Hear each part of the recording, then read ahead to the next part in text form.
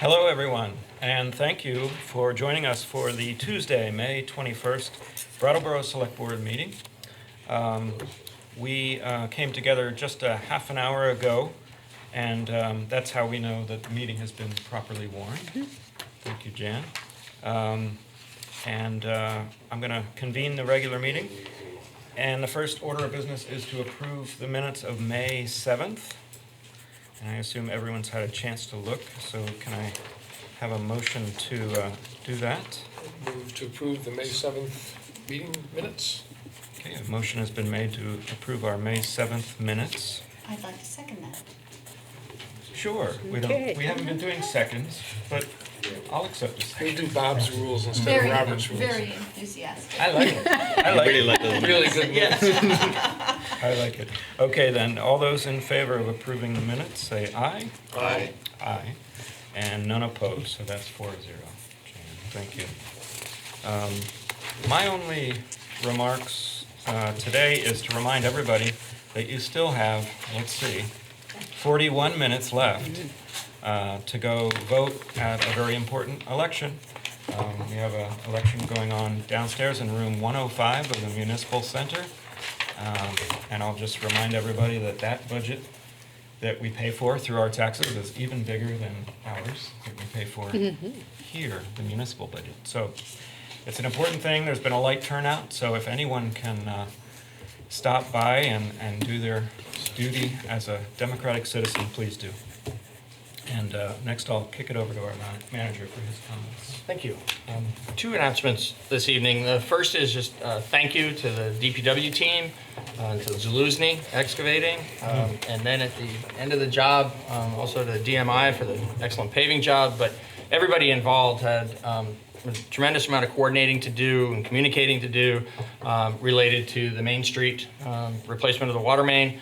That project got finished on time and within our budget, and we had some challenges along the way, but all of those got successfully addressed. And what obviously was a very visible, much more visible and impactful project than most of our capital improvement projects really went very smoothly. And the leadership came out of the Public Works Department, and we also had really excellent work by the contractors. So thanks to the team for that. And we also are happy to report to the community that the parking app is now working for the kiosks, the pay stations in the parking lots and the parking garage. So all of the rest of the upgrades to the parking system were already functional, but we've struggled a bit with a software problem related to how the app interacted with the pay boxes.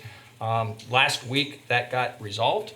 We have had people actually successfully using the app even without this public announcement that it's available.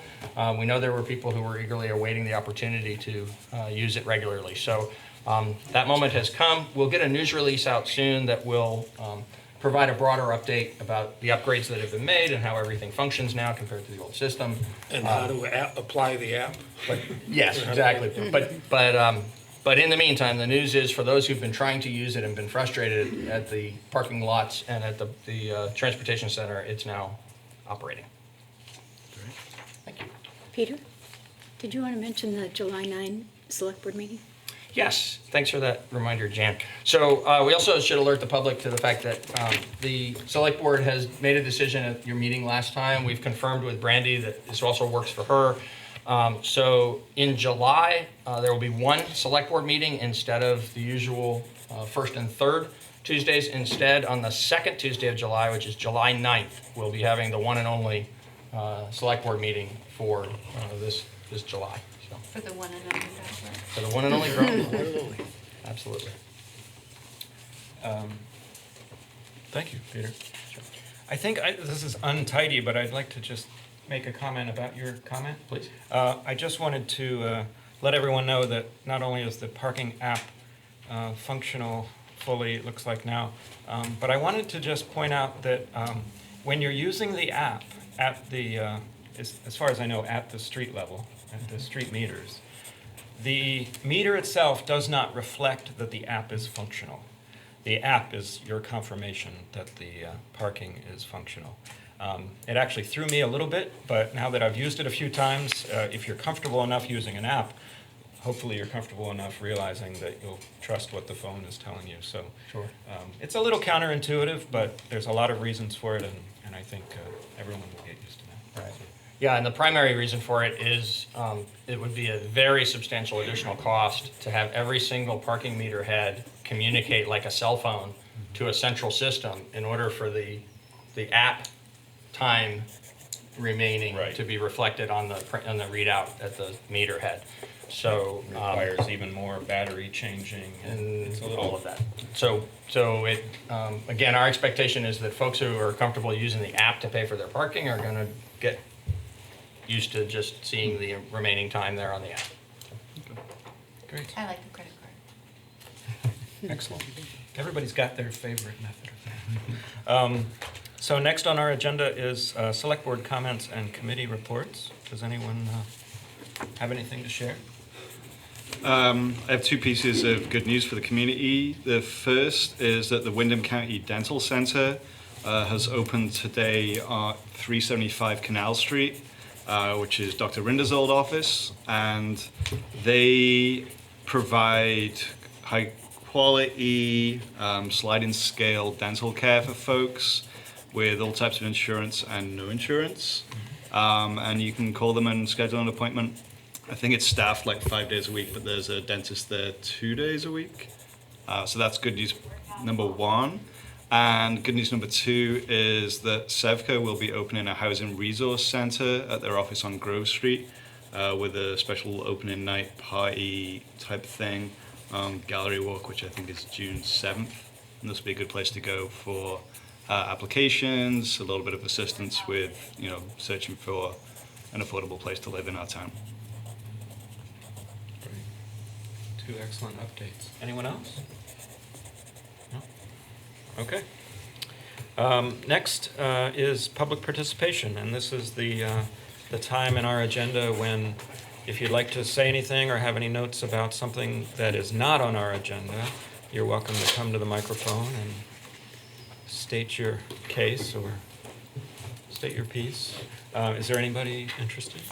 No? Is there any update from the library in progress and when it'll be fully functional again? Oh my gosh, it's beautiful. The main room opened today. Could you share with the, sorry to put you on the Just spot. sprung it on Star. Yeah. She's always prepared. I know, I'm always happy to talk about the library. So the main room opened today and it's gorgeous. It's just amazing. It's so bright and light, and it's probably what it looked like when it opened 52 years ago. It is absolutely gorgeous. Everybody should come in and take a look at it. And in fact, if you want to come in tonight at 7 o'clock, we're having a wonderful program called by the author of Red Scare in the Green Mountains, and it's about the whole McCarthyism era in this area in the 50s. So come on over and take a look at the new ceiling and check out our program later tonight. Thanks for asking. That was really fast. That's impressive. Did you guys have that set up? No. You didn't plan that. Well, we hate to take We an won't be audience. done by 7. Yeah. So we gotta get move this fast, moving. so no more comments. I agree, all in favor, so moved. Thank you, Star. We have liquor commissioners on our agenda, and yet we don't have anything there. So that's, No liquor matters we'll tonight. just check that off, number 7. But next, we have water and sewer commissioners. And we do have some business, so, let's see, I've done this a couple times. I do want to take a motion for water, you're nodding, thank you. Yes. To convene. as water and sewer. Yes, thank you. I'm sort of a chair in training here, everyone. Can I have a motion to convene as water and sewer commissioners? I make a motion to convene as water and sewer commissioners. Great, and I second it. No, just kidding. All those in favor of convening? Aye. Aye. 4-0. Thanks, Jan. And we have two gentlemen joining us who knew what we were about to do, which is wonderful. So I think I'll, Steve Barrett, Director of Public Works. Dan Tyler, Superintendent. And I believe Peter's going to start this off tonight. and do an introduction for the utilities Thank you, budget. Steve. Yeah, we're here to present the proposed utility fund budget for FY20. I've got a few highlights I'd like to offer on the way of overview, and then Steve and Dan are going to provide some details. We're going to do that same thing again when we get to the capital part of the presentation. We have information that we're really pleased to share with you tonight. Some of this we think is pretty straightforward, but still important information to share with you and the public as you first consider tonight, and then in June move to approve the utility fund budget. And then there's some of this that actually represents important work, important progress in a couple of fronts that we'll speak about in a few minutes. So the part that I think is sort of more informational, even though it will ultimately require an action by the select board, is the operating portion of this budget, because of the fact that we already had discussed in some detail the financial condition of the fund and the opportunity that we had to take a year off from any rate increases while we continue to do some longer-term capital planning. We have a budget before you that doesn't include much change. The things that are changing are easily explained. And particularly on the revenue side, it's basically the same as it was in this current year. So overall, the revenues are proposed to increase by $12,490. That's a 0.2% increase in the revenues to the fund. And the operating expenditures are proposed to increase by $108,918, or about 1.8%, below the level of inflation. So again, that's sort of the total picture. A few of the highlights, particularly on the revenue side, are there's a new line item this year that's interest from parking. That reflects the payment that's being made from the parking fund to the utility fund in repayment of the loan that paid for the equipment to upgrade the parking system throughout the town. You will recall that when that was approved by the select board, the interfund loan provided that the parking fund will pay interest only until back to the utility fund until the transportation center bond is fully paid off. That'll be a couple of years from now. At that point, then there would be the large payment of the principal along with interest in one or more years that we'll address at that time back to the utility fund. So the utility fund will be whole again in the near future, but in the meantime, for a couple of years, it's the healthy fund balance that we had in the utility fund that we are utilizing to move forward the improvements that have been completed for the parking system, and the parking fund is paying interest. We also expect money market interest to increase because of the way that we are investing our money more wisely now. We have a money market income increase in all of the different funds based on their proportional share of the money that's invested. We believe that the proportional share increase for the utility fund is going to be $10,000 of additional revenue for FY20 as compared to FY19. We also have an item that always requires a little bit of explanation. There are different funding mechanisms for different types of projects, and one of the things is a revolving loan fund through the state where we're able to acquire for utility system improvements, able to acquire borrowed funds at a very favorable rate. Sometimes the terms of that are so favorable that we actually are paid interest rather than having to pay interest.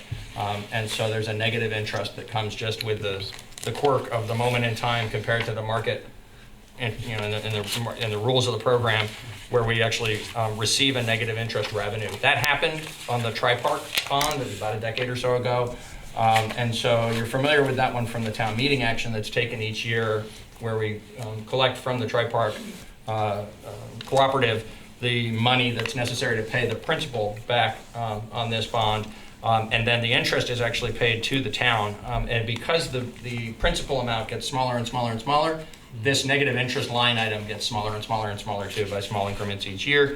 It'll decline by about $4,000 or 5.6% from FY19 to FY20. Steve has already introduced Dan Tyler, and I think we'll probably have a little more to say about Dan. We're really pleased to have Dan as a new member of the team, second in command in the Public Works and Utilities function. He's already adding a lot of value to this process as well as to things that are going on in the field. So welcome again to Dan. We're glad. I think you'll find, as we have, that Dan provides really good information and is just a really valuable addition. And on the costs for the Pleasant Valley water treatment and wells expense, in that cluster of line items, there's a reduced electrical cost shown, not because of reduced consumption, but because of the net metering agreement that we have. So our cost of consumption has gone down because we invested substantially in the solar project up at the landfill. And so with those two notes as sort of big picture, I'd like to turn it over to the Public Works team for the details on the operating expenses. Okay, thank you, Peter. The first thing, I'd be remiss not to mention that Bruce Lawrence retired, and he was a long-term employee of the Department of Public Works. He started in the 1970s. He was the engineer for Public Works, and then he moved on to the wastewater treatment plant when we did an upgrade in 1984. And he worked there for several years, and then he went to work for Vermont Yankee as a operator at the facility. And then we were lucky to have him return to us in 2012. It was much needed. It was during Irene, and he stepped up to the plate, and he was with us. And towards the end of his career, he was promoted to the highway utility superintendent. So we just wish him a good retirement, and we're very pleased to have Dan Tyler here join us, and he'll be the new utilities highway superintendent. And as Peter said, he's added a lot of value. He's from this area. He's worked for V-Trans, and he has an extensive background in not only water, wastewater, but also the highway systems. So I just want to say, it's really happy to have it. Thanks for being here. And the Pleasant Valley Water Treatment Plant, I'm going to go over some of the operations and just kind of skim over some of the highlights. And if the board, when you get done, if you have questions, certainly that's what we're here for.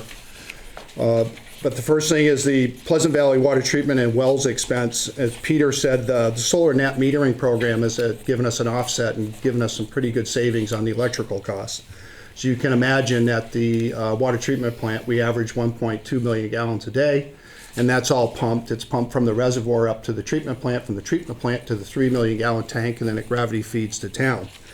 And we put out 1.2 and about 35 million gallons each month. The retreat wells on Route 30, a lot of people see that facilities. That is actually a backup water supply system for the town of Brattleboro, and that puts out about 700,000 gallons a day, and that's to keep that facility, that water treatment plant active. Steve, excuse me for interrupting you. I wanted to point out to the board and to anybody else who may be following along with the materials that we distributed prior to the meeting, that as Steve goes through the details, it would probably be helpful to you to look beyond the memo that we provided and beyond the one-page summary sheet to the, I believe it's 4 pages of details. What are those? It is 4 pages of details, and we're right now at the top of page 2. So this is the utilities. Yeah, take it all.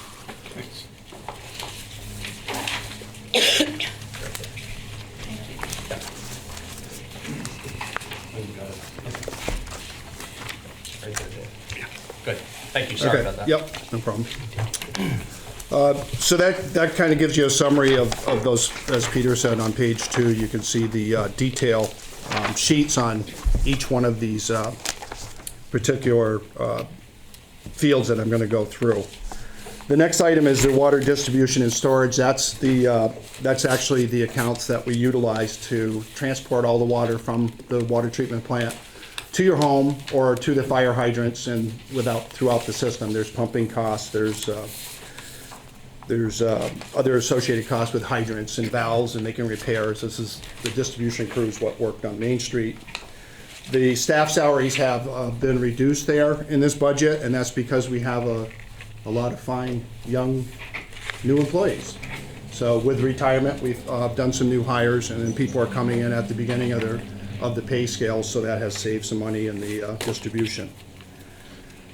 At the wastewater treatment plant, I just wanted to note that the Welcome Center pump station project will be completed this summer. And also that will be coming back before the board. At some point, there'll be an agreement. We may or may not be coming before the board. I don't know how the easement will turn out. But the board will be advised when we take over the Welcome Center project. And this has been something we've been working on for a few years with the state. An odor control system was installed at the pump station to prevent odors. A couple of years ago, we had discussions about odors from the wastewater treatment plant, and also at the treatment plant itself, we did an analysis of odor control, and we put some money in the budget to address those issues. There's also a new line item for the pumping costs. We've tried to take we separated the wastewater treatment expenses out for pumping stations, to separate those out, because this is going to be a new station that we have at the Welcome Center. So we put extra line items in here to actually track the costs and expenses of that new Welcome Center and the other pump stations. Sewer mains, that pretty much is pretty flat because of personnel, and again, that's to address the collection system that goes to the wastewater treatment plant. There was an increase under administration for professional fees, and what that is when we have a particular problem, normally we'll hire engineering to come up with an approved method to solve a problem, whether it was Main Street, we hired an engineer, which is required, and also to certify that the work was done properly. So we anticipate we need some more funds in that account. Equipment maintenance is in good shape. The utilities has been pretty faithful in following their capital plan. And the results of that is we don't have a lot of breakdowns or repairs that are necessary. And the equipment's in good shape, so it goes through a life cycle, and then the vehicles are turned in and on and on. So where it saves you is in the expense accounts to repair. There's very limited. Steve, can I stop you just for a second? Yeah. And if this doesn't matter to anybody else, I'll let it go. But I never quite understood how depreciation works. And I thought when you depreciated things, it was if you got to like write it off your taxes or something. And here it's cost us well over $2 million in the water and sewer depreciation and the administration things. Well, just kind of how's that work? Oh, John's here. Oh, thank God. So when we build an asset in the water and sewer or utility fund, we depreciate that asset over its useful life. And so you can see that the wastewater depreciation is significantly higher than water because of the big investment we just recently put into that plant. And so you'll see when we look at the summary sheet that this is a non-cash expense, but the utility fund is on a full accrual basis, which means that we're going to put depreciation into the budget even though it's a non-cash expenditure.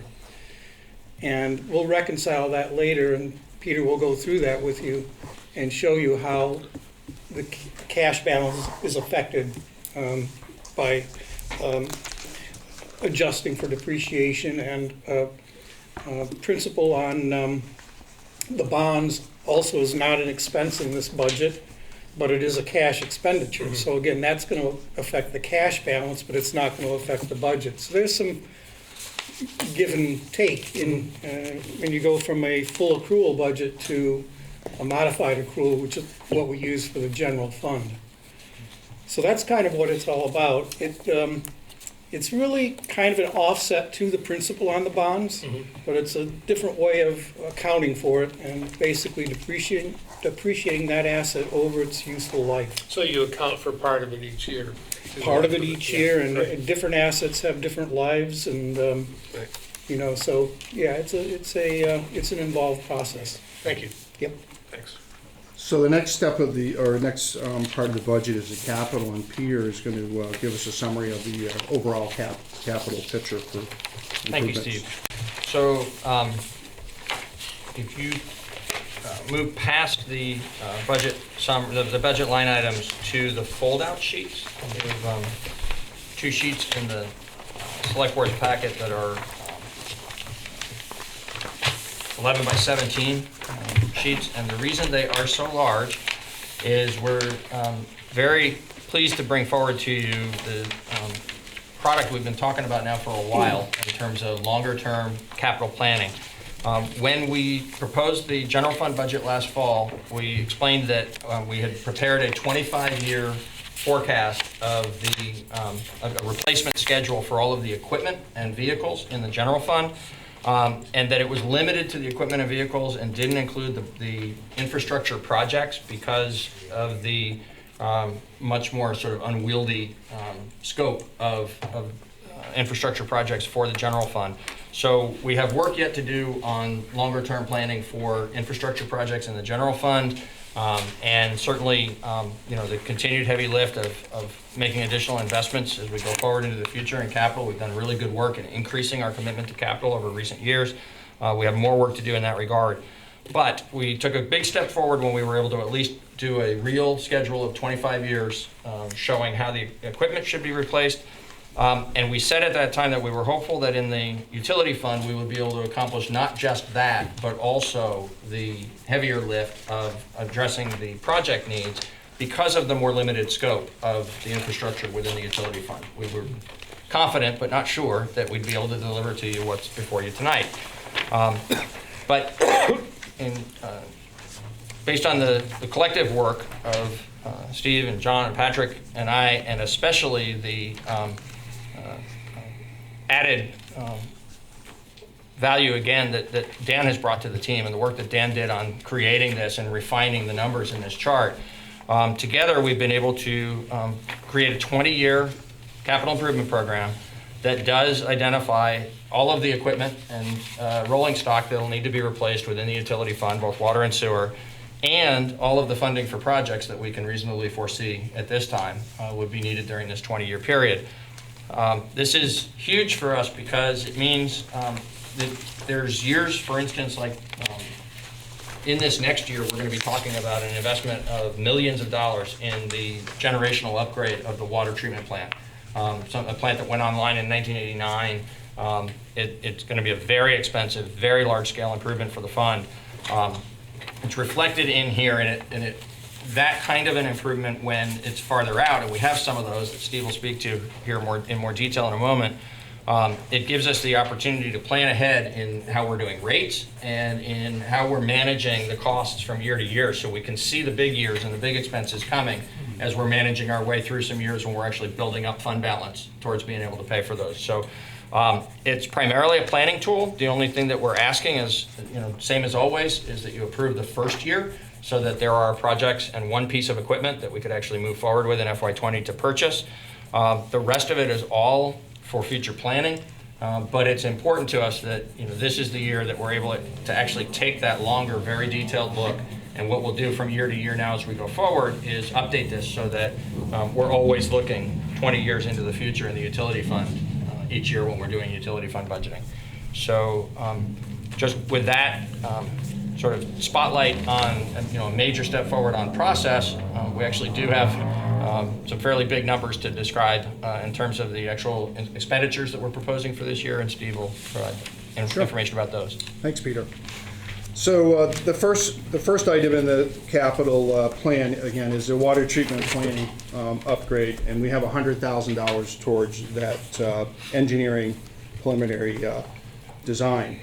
And so what will happen is we've hired Dufresne Group, and they are currently doing an evaluation of the facility, and we hope to have a preliminary design sometime in October. So we'll be back before the board this year, this late in early fall, to discuss the size of this and also the options that are available to us. You'll actually be presented a menu. We're going to look at all the different options and try to pull those together. And that's what the planning funds are going to be utilized for. Again, Peter explained, and I did too, the plan is 1989. It was approximately a 20-year lifespan. So we've done well to keep the plant operating. It's over 400 million gallons a year that it produces. So it's done a good job, but we need to continue. And also with the new regulations with the drinking water, we need to keep up to ensure that our water is safe. The second element in the capital plan is Exit 1, and it's a wastewater and water upgrades to the facility. That was also put into the 80s, the Exit 1 Industrial Park. Since then, we've added other businesses. Commonwealth Yogurt, Algiers is connected to the Exit 1 water system.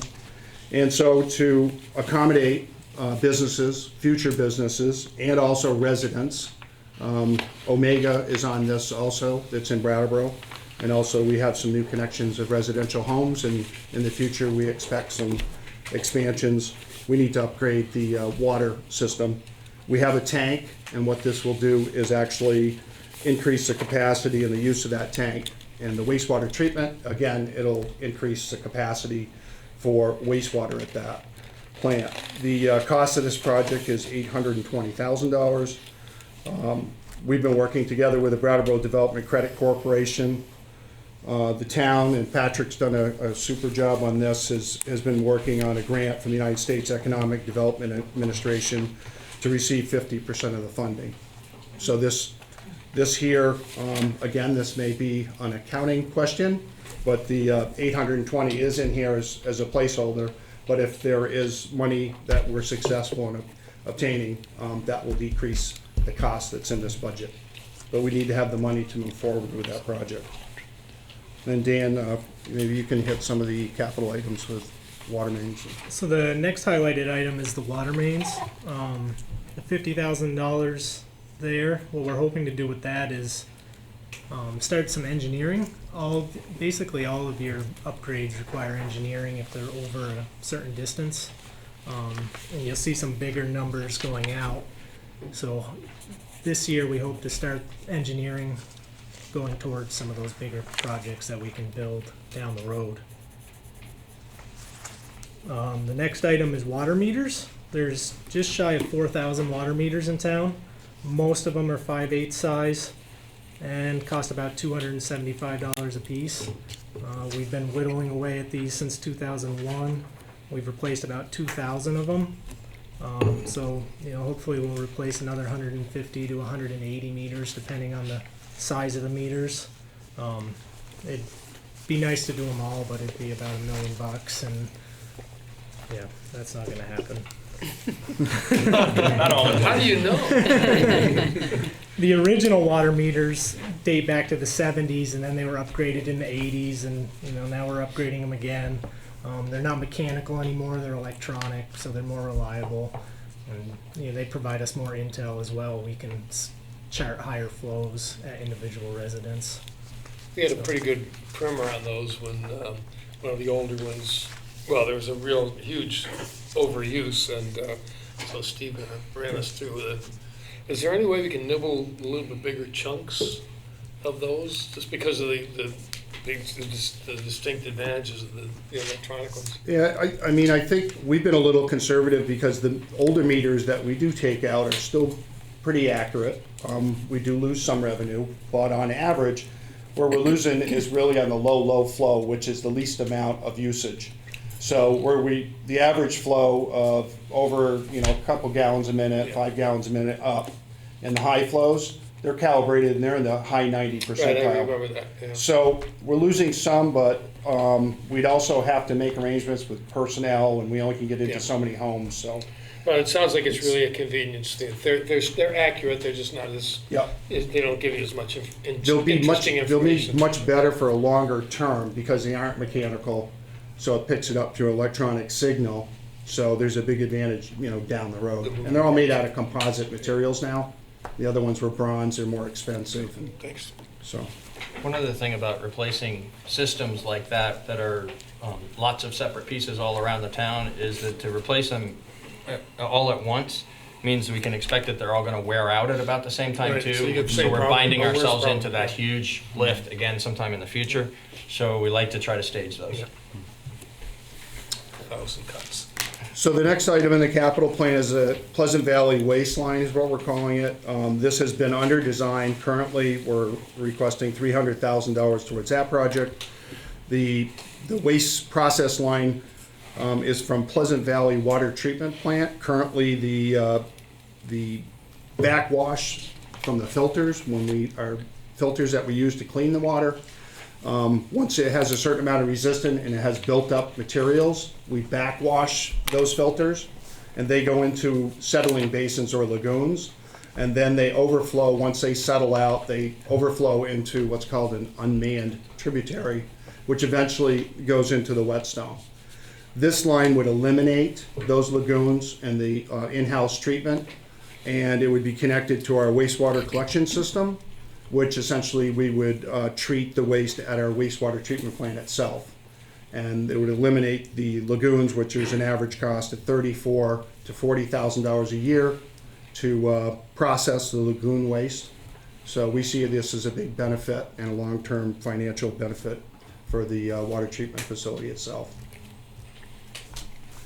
The next item is Pleasant Valley aeration. It's $70,000. What this does is we're proposing to put a solar aeration system in the reservoir, and what this does, it basically is a solar collector that generates oxygen, air, and it treats the reservoir. It floats on the reservoir, and it actually helps to provide oxygen at the lower levels of the reservoir, which will increase our water quality and help us in challenging times. During the summer months, the oxygen level at the lower part of the reservoir depletes, and then we get a bleed through of manganese and iron, and so this would help with that process. And it's all self-sufficient with the solar, so that's really why we picked that device. And it's really, we're starting off with one to see the success rate of it, and it's so we're pretty interested in this. It also would be reviewed by the state. Our engineers has done a lot of research on this. So, Is it, got to back up one, I just had a thought when you moved on. The waste line and running that around into the treatment plant, when the new water treatment facility is built, will that continue to be, it's going to have filters too, is it? yes. Or is it a different system? Will that continue to be used that way? Yes, we suspect that the only difference is there may be a settling basin to take out high peak flows, but then generally when the water, after a high peak discharge, the vessel would hold that, so we'd limit not having, like say 500 gallons a minute down this waistline to limit to say 300, and it would hold it back, and then over time it would start, it'd have an orifice in it, so then it could settle out and then just be washed down the line. Okay. So, I just wanted, if this is going to be just for a few years, yeah. then I wonder if It's spend actually the 30 grand that we're spending rather than 300. Great, thank you. It's actually setting the plate for the treatment plant and taking a piece of it, and this is something that we feel that we can do at a lower price than wrapping it into a bigger project. Great, thanks. Hey, Steve, since you're paused already, just really quickly, the PV aeration line, does that, will that help with the inversions that we Yes. encounter Yeah. and hear about quite a bit from our public? Is that the idea anyway? Yes, basically it's called a pond turnover. When the water temperature changes, it basically rolls the reservoir over. That's one situation, but the next is after that, then we're talking about the amount of air that's in the water itself at the lower depths of the reservoir. Okay. That's what this is going to help with. Great. It may not prevent, the turnover. Sure. That will still happen. The next item is tank resurfacing. That's for the 3 million gallon water tank at Pleasant Valley, which will not be upgraded as part of the plant upgrade. So the idea is it's a concrete tank, clean it up, put a new surface on it, and it's just maintenance going forward to ensure that the concrete stays sound. After that, there's pump stations. There's a small pump station on Signal Hill. It supplies about 7 houses on the hill. The state has identified it as a pump station that we should upgrade. So this item, the $30,000, is for engineering to design a new station that we can install down the road. The new station will provide more flow to the area of Guilford Street and Hillcrest. So we'll have adequate fire hydrants up there and potential for growth in that area. The next item is a wastewater treatment plant. When we did the analysis of the odor that was emitting from the plant, we did the study there. One of the recommendations in the report was to install a tank cover on one of our on one of the basins that holds the material. And so the cost of that is $150,000. We've got preliminary pricing on this, and then we'll have engineering actually come into a final design and put the cover on. And that's designed to prevent odors and keep our goal, and I'll say this a million times, is to contain the odors within our property lines. That's what our goal is. And so this is one step in taking a recommendation from the report that we did. And the next item is sewer main or interceptor tightening. And what this means is we are trying to prevent infiltration that enters the wastewater system. That infiltration, rainwater, groundwater that enters the wastewater collection system, we end up having to pay for it on the other end and treat, at the wastewater treatment plant. Some of the things that can be done, this is $30,000, are simple things as putting new covers on that are watertight. And also there's different methods that we can use to line existing manholes or the wastewater lines themselves. And so that's what that line item is for. Under equipment, we just have the sewer rotor. Sewer rotor is basically a giant rotor-rooter for the town mains. It's pretty essential if there's plugging issues on a main. The hope was to replace it after 15 years, and so it's 19. It'll be 20 by the time it gets replaced, hopefully.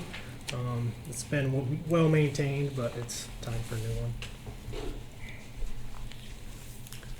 And that's our capital plan. That's the capital. Would like to. I have a question. Oh, sorry. I have actually two questions.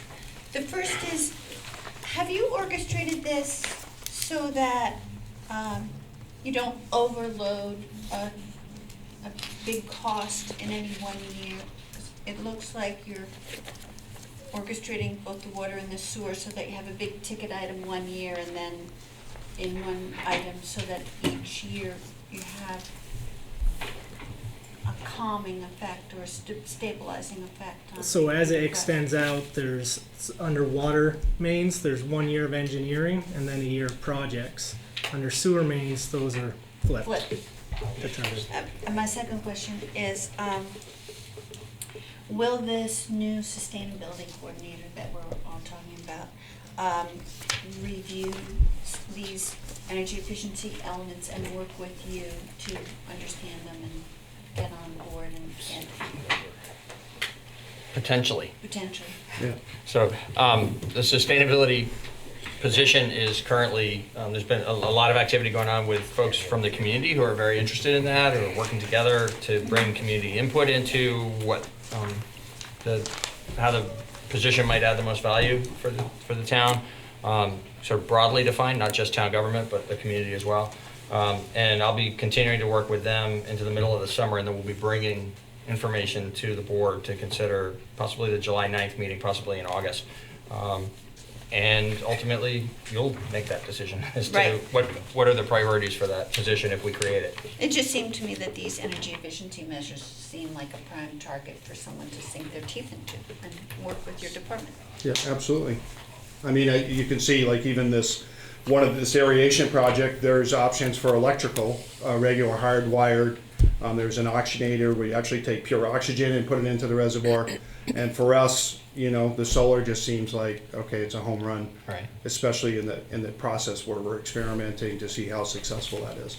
And also in the treatment plant, they'll look at pumping times and putting in drives to reduce energy and the peak times where water can be pumped. And so if there's other support out there, we're all ears. Thank you. May I review the summary sheet? And then we can go anywhere you want to go with questions and additional. Yeah, and then after that, I'd like to just open up, make sure that Sure. Charlotte doesn't have any Yep. questions. Yep. So the sheet that was in between, in your backup materials, in between the memo and the line item budget, there's a one-page summary. And the top half of that page reflects just the major categories of revenue and the major categories of expense that are the totals from what we've been reviewing for the last 20 minutes or so.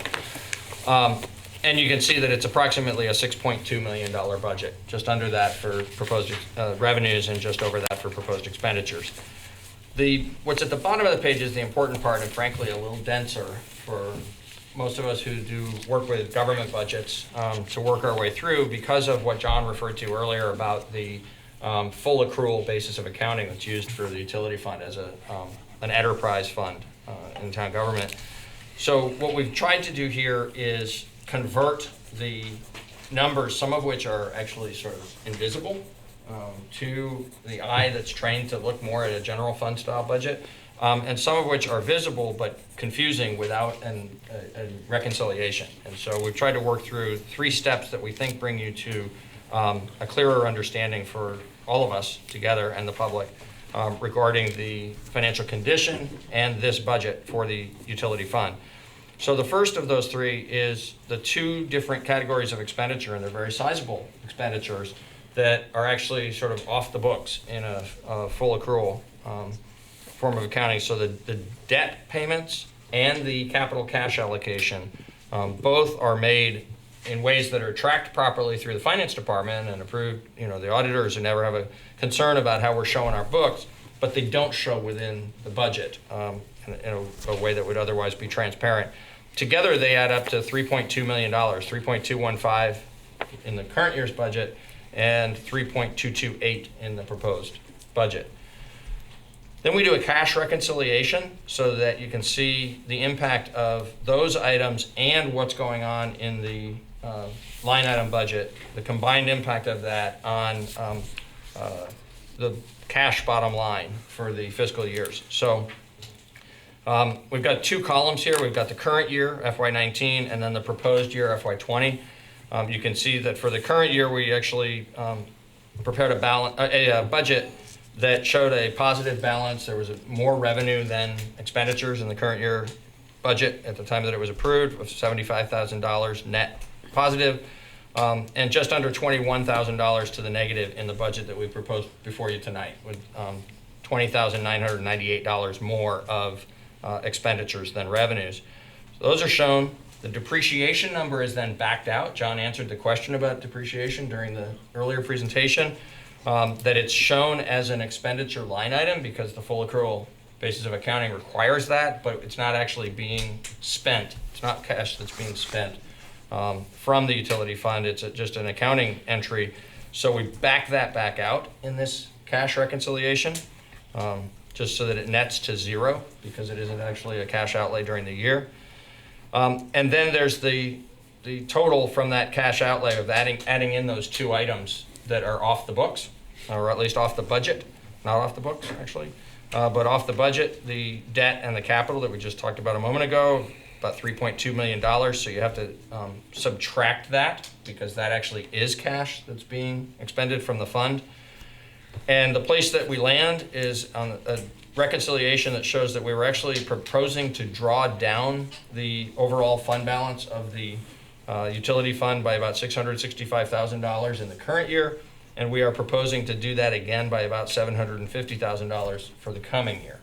The reason that we don't believe that to be a problem is because we've been sitting on such a healthy fund balance. So the final section at the bottom, as you see, the beginning balance was about $4.5 million, and that's actually, we called it unallocated cash balance because the allocations, you'll note that in the larger fold-out sheets, the first column in that capital plan is what's carrying over from prior years.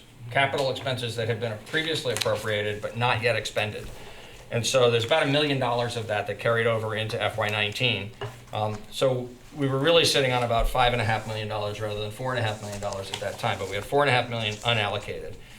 We deduct from that the $665, and we get to an unallocated cash balance that was projected at the beginning of this budget year to end this year at about $3.9 million. But when you put the 1.1 back in, you're at about $5 million. You'll recall that in the discussion that we had about rates recently, we talked about how we have a balance of approximately $5 million in the fund.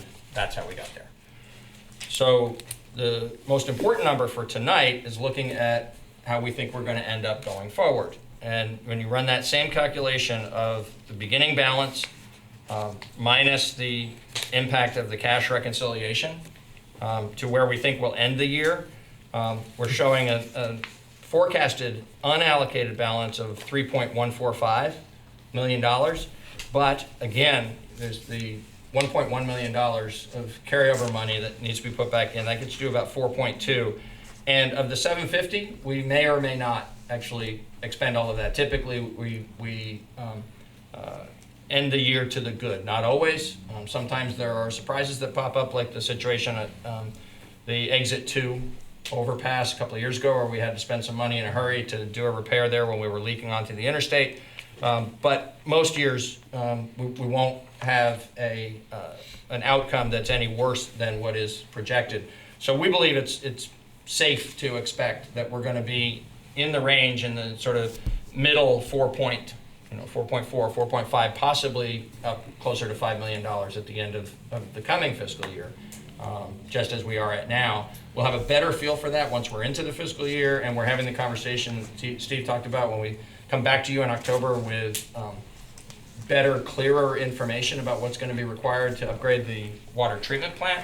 And at that time, we also will have reviewed the full ordinance that applies to the water and sewer system, so we can be talking about, in full context, the water treatment plant, major project that's needed, the update of the ordinance to modern best practice standards for how we regulate and how we regulate the system and how we charge for the users in the system, and then also forecasting what rate increases will be needed going forward, because particularly for the water treatment plant project, but also just for the general health, maintaining a good, strong cash position for the fund, we will need to have additional increases. We just at this time would be really throwing a dart in the dark as to exactly what the magnitude of those increases might need to be. So we look forward to coming back in the fall to present all that information and start having what we expect will probably be several months of review with you and with the public before you're in a position to actually adopt the new rate structure in the early part of 2020. Thank you. Will those discussions line up with our budget? Absolutely. Yeah, we would expect the two to be ongoing in parallel. So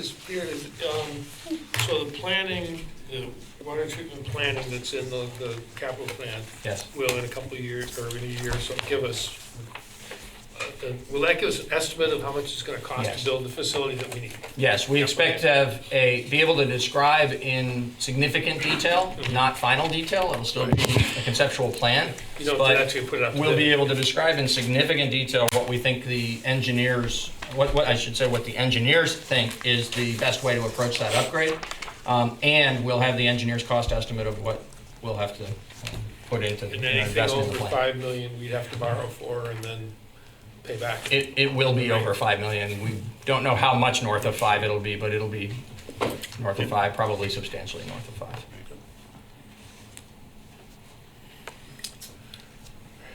Anyone want to? I feel like I'm in math class and I'm 10 years old. And, Daniel, in Wait, a how few does that years, work? you'll have it.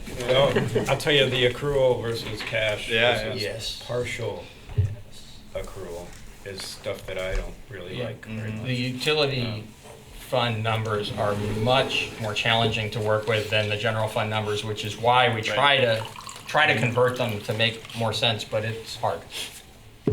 Thanks. But the public can rest assured that we'll be looking at the ratepayers' money very carefully when we go forward. And if the public wants to see these numbers and they're not sitting in this meeting with a piece of paper in front of them, Yes. they can go to the website. Absolutely. It's in the in the supporting documents. It is right now in the supporting documents, and we'll post all these. Those go away when we put the supporting documents for the next meeting, Okay. but we'll take this material and post it so that people can link to it right from the homepage to look just like we did with the proposed general fund budget. All right, very good. Is there anybody in the public currently who'd like to throw out a question for our gentleman here? I was then going to say, how about Franz?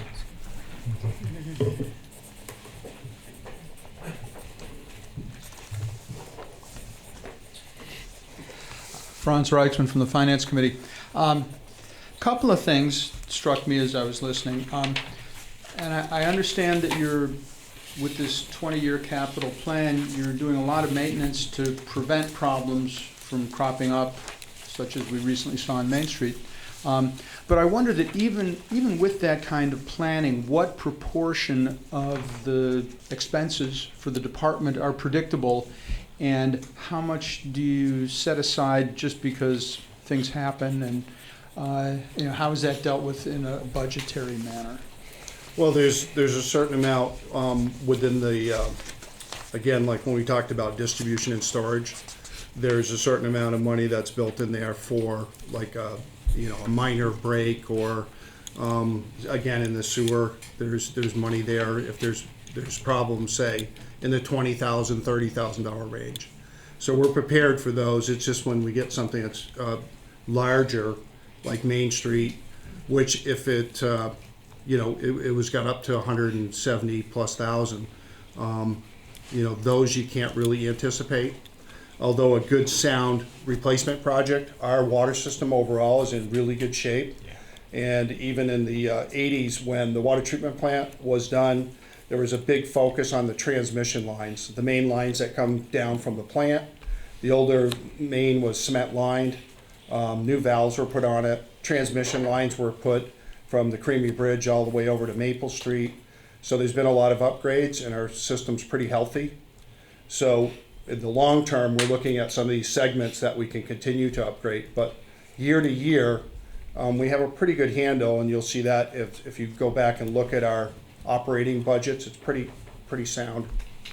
There's not a lot of huge increases within the operating. And one thing to add to that, so the capital fund is where we're programming the money for those larger planned engineered projects. But each of those same section headings within the operating budget includes line items that are for pipe replacement or manhole replacement that are part of doing that kind of more emergency work that you described. And in general, if emergencies presumably get paid out of fund balance if needed, is that sort of the safety valve? Yeah, if a large scale one happens, they get paid out of fund balance. The smaller things that happen every year, but hopefully not to the magnitude where we do draw down fund balance, they would just come out of this Right. Operational line item. Okay, thank you. Related, just something you just said now, Steve. I've seen figures that I've never tried to verify that at least in some communities in this country, up to 50% of the treated water is just lost through leakage in the system. Is there any comparable number for our No, we're very low. In fact, we've conducted leak surveys, and also you look at the total amount of water that it's basically an audit, self-audit, and we're low. We're like 2% or something in that area. So there's a lot of communities that don't have tight systems like ours, but we have done leak analysis. What they do is they use these sound devices. They look for what they call harmonic vibrations, and what they can do is actually identify leaks in the system. And then the last time we did one, our system was pretty tight. We found a few hydrants that weren't cracked all the way, or sometimes from the winter, what will happen is the seal breaks. But other than that, very few leaks. Okay, great. Now the other matter is purely budgetary, and you may have already answered this, and if you did, it went right by me. So the rates are staying the same. The revenues are up by about $12,000. And the expenses are increased by $108,000. So how is it that we're losing $750,000 in fund balance? That's because of that cash reconciliation further down that page. I don't know if you had these materials. Yeah, in front I of was you. looking at them. Okay, They, so could have been hieroglyphics. It relates to the combination of the depreciation expense that is shown as an expense that's included within the math you just described, but actually isn't a cash outlay. It's just an accounting entry. So we back that out, and then we add in the costs of two things that are not on the budget but are on the books, which is the payment of debt, repayment of debt principal, and the payment of cash to capital projects. All of this is the dumbest I've felt since the first year of medical school. Well, so we could form a club. it's a challenging calculation to work through because we're used to, those of us who do this work together each year are used to working with general fund numbers where it, works kind of more like a household budget, frankly. How much money do we have and on what things are we spending it? And so do we net to the good or not at the end of the year? The utility fund and any other enterprise fund that's done, where the books are kept on a full accrual basis doesn't work that way. And so that's why we go through this cumbersome process at the bottom of that page of trying to distill it down to the way you're used to looking at the general fund balance number, but where it's actually the cash balance in a utility fund. And you're absolutely 100% certain that John O'Connor understands this? I am. Okay, guess that'll be good enough.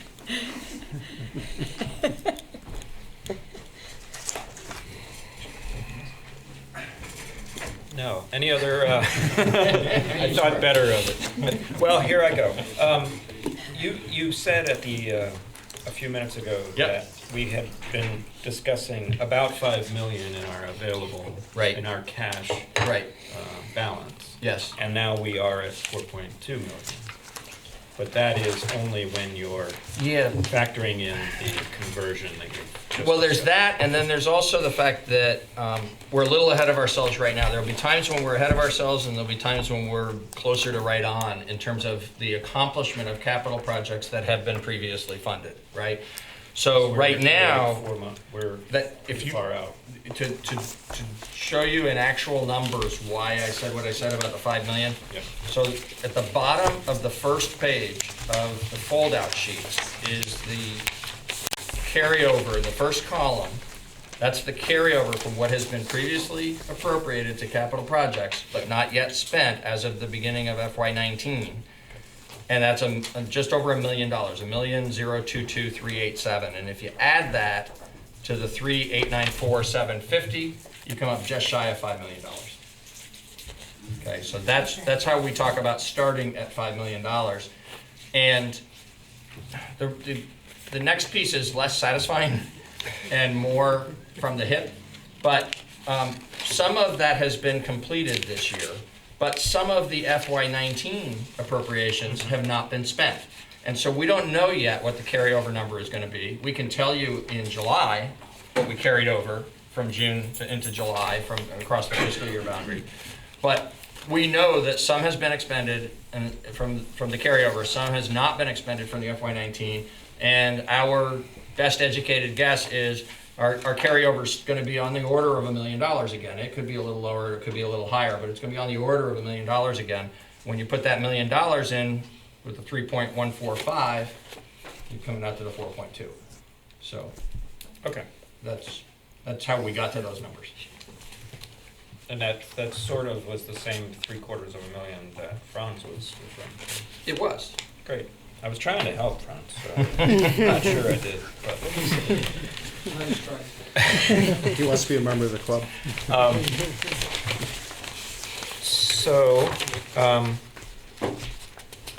Did you guys have any additional comments? We don't. I just say anything about the last page. Which last page? 20 years of future projects. Oh, that's the breakout for certain line items that are in the big. So there's certain ones that are just kind of placeholder numbers for work where there's a lot of specific pieces. And those specific pieces are listed on the final page. But they fit into a single line item running across the plan. That makes sense. Great. More sense than that other business. I just wanted to underline the great work because having this 25-year draft capital plan is really great. I mean, because so nice work to everyone involved. Thank you. That really, it's going to help when we get to talking about the ordinance and the sewer rates, because we can see that these are just ongoing, and the best way to pay for them is with cash rather than borrowing. So we need to keep that balance. Indeed. All right, so we'll now transition away from being water and sewer commissioners. So moved. Do I take it? For the benefit of the public, anybody who's been following along and may want to have some input before you adopt the utility fund budget, we're requesting that at the next meeting on June 4th, that you consider approving this if you're ready to that night. But tonight was meant to be a presentation and discussion. We're hoping you'll be ready to actually approve this budget on June 4th. Terrific. But I was trying to hint that I'm not supposed to take a vote there. There is no vote required tonight, other than to... No, I mean to depart from... Yes, you do have to take a okay. vote to adjourn as Water and Sewer Commissioners. Thank you. Thank you, gentlemen. I make a motion to adjourn as Water and Sewer Commission. Thank you, Liz. All those in favor of adjourning? Aye. Aye. And that's 4-0. So now, finally, we are at unfinished business. We have a couple of unfinished businesses. We have a second reading and public hearing for 2 items. Okay. And I believe Patrick Moreland is going to be speaking about this for us. Kicking us Absolutely. off. Good evening. So, as you alluded, absolutely, there's a second reading and a public hearing this evening on 2 changes to the Brattleboro Code of Ordinances. Both relate to issues of parking in town.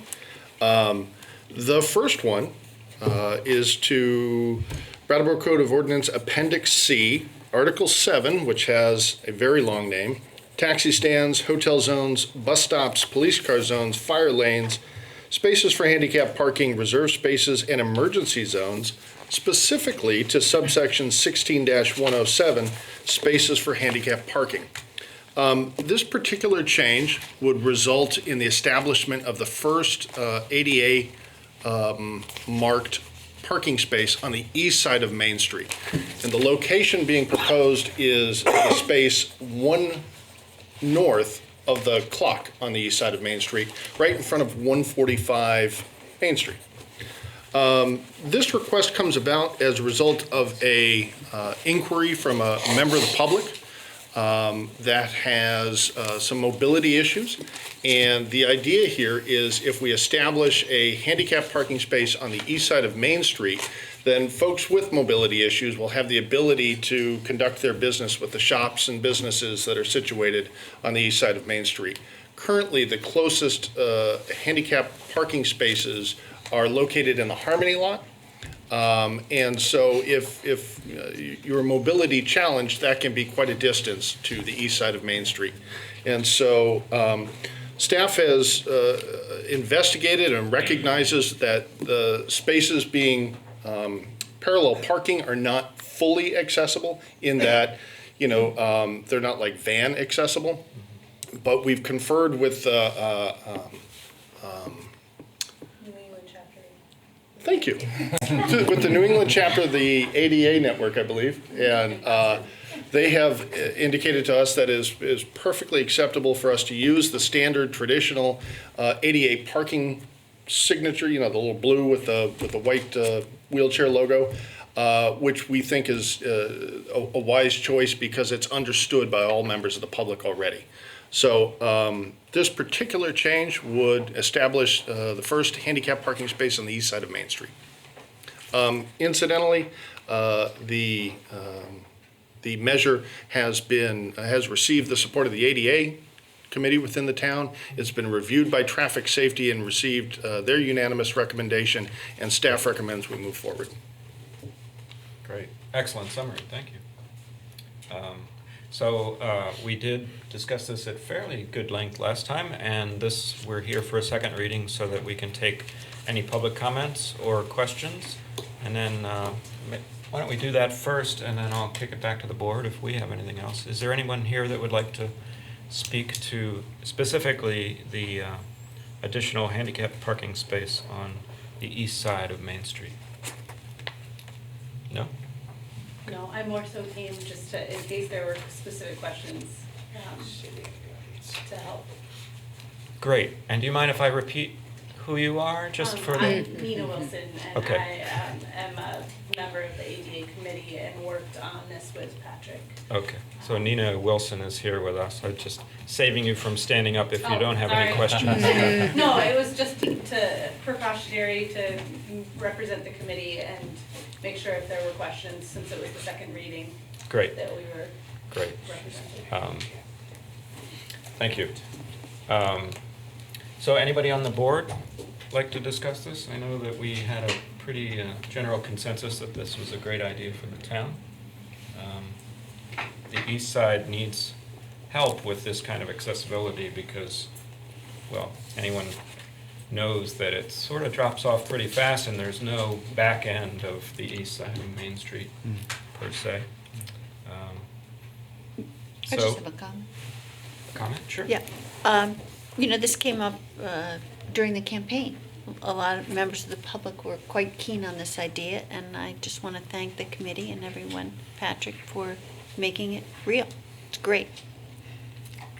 Are there any thoughts of trying to find additional handicap spots that are for areas that are really hard to reach? I wasn't involved in campaigns, so I'm not privy to that.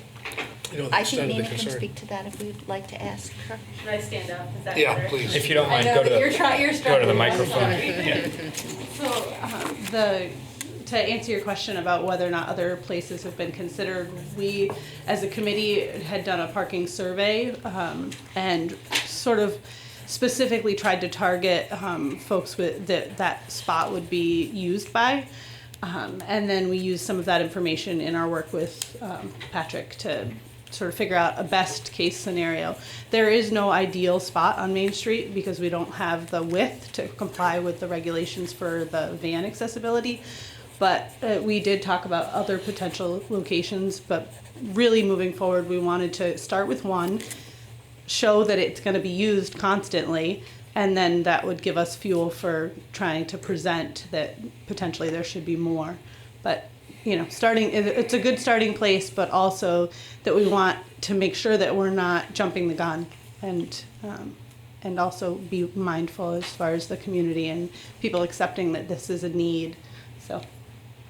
Okay, thanks. I was just assuming that there was a much greater need than just for more than one space. So I'm Of glad course, you got a there's method a to find out greater what it need, is. but you got to start somewhere. Exactly. Thank So you. the hope is that once the one spot is always occupied, that's the hope, and that people will feel confident that they can come downtown and access services or businesses on that side of Main Street, that they will, and so then we'll need to look at additional spaces.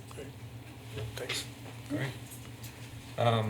And I'll just voice that there has been, a couple of people asked me about a space available for the library. But I think we have a really good process where things like this starts in the Traffic Safety Committee because we're robust and we react really well to public input, and the public can come to those meetings as well, which are generally on the third Thursday of every month. But the next one is June 20th. Correct. There's not one this month. May I just add about the library? Yeah.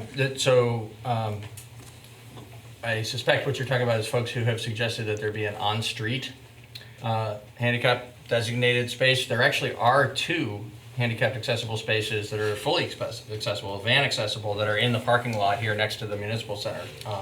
So folks can use those and then access the library from the second floor entrance. Yeah, and I was going to point that out, but you beat me to it. Sorry.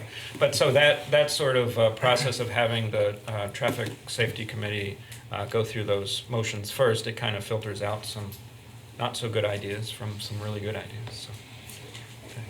Okay.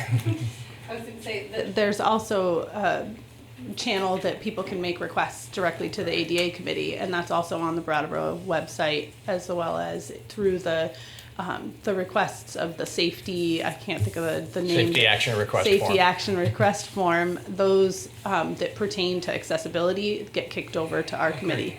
So there are several avenues for making requests for change. Terrific. Yeah, we'll continue to remind people about that form. Right. It's nice. So that's it for the second reading, and Mr. Chair? just the second part. Yep. No, I knew that. Okay. Sorry. For the second reading of the. Don't we take them in Second two ordinance. No, you take No, them we as don't. one. Sorry. Can I ask Adoption a of an question ordinance that about? changes both sections. Okay. Can I ask a question about this? So the wooden is the first space just north of the clock. What if the clock goes? Does it have to be rewritten? We would never let the clock go. Okay. In fact, It actually is. It's a beautiful clock. I love the clock. I wish it told the right time.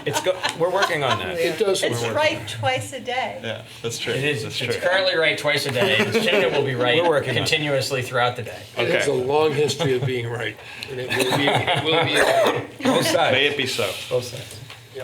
So it's actually right 4 times. It's right 4 times a day. Okay, very good. There are different times to it. Yeah.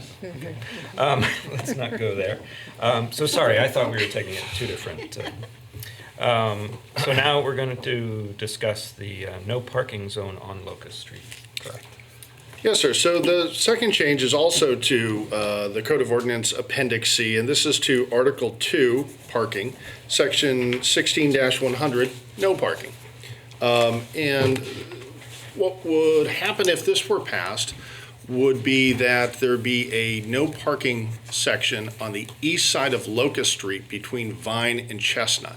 Now, presently, there is no parking on the east side of Locust Street between Maple and Vine, and this would extend it 1 block further all the way to Chestnut.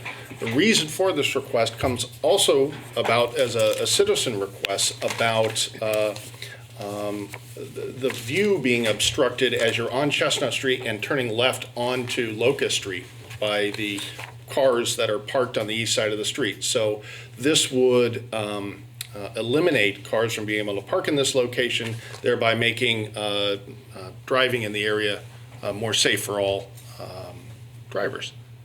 And so this particular request has also been reviewed and approved by Traffic Safety and has staff's full recommendation. Thank you. Once again, I'll just ask if there's anyone in the public that came specifically to speak on that. And I see Franz's hand go up, so welcome, come to the mic. Franz Reichsman, this has nothing to do with the Finance Committee. I live on Chestnut Street right around that corner.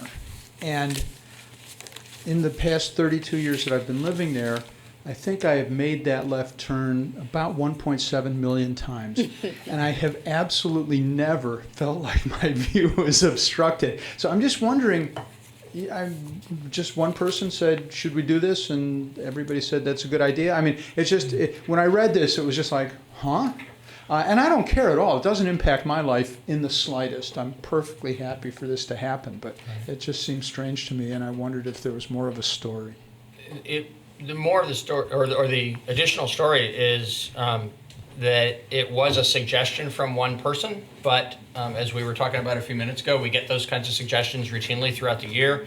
We look into them when we receive them. Sometimes we get back to the person and say, you know, we appreciate the fact that you're concerned about that. We don't think it really requires town action, or maybe it is a situation that the town can't remedy or something like that.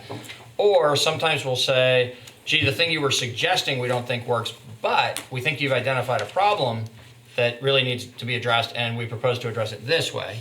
As we work through those things, once there's been a staff review of it, then if it's an ADA-related matter, we review it with ADA. We always review those sorts of things with traffic safety.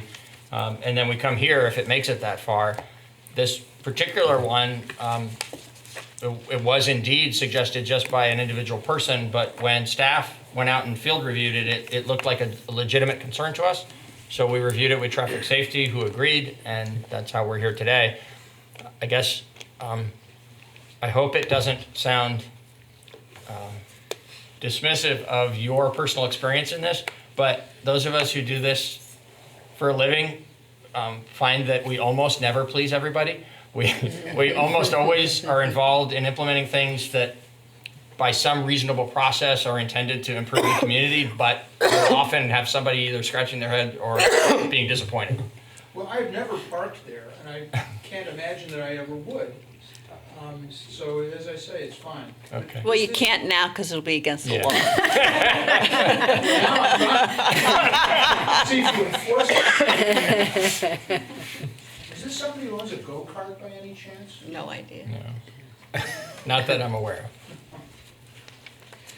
Let's remember that the viewers at home can't hear you unless you're at the mic. I think they at least, can. well, they might if you're projecting. Yeah. I've watched it.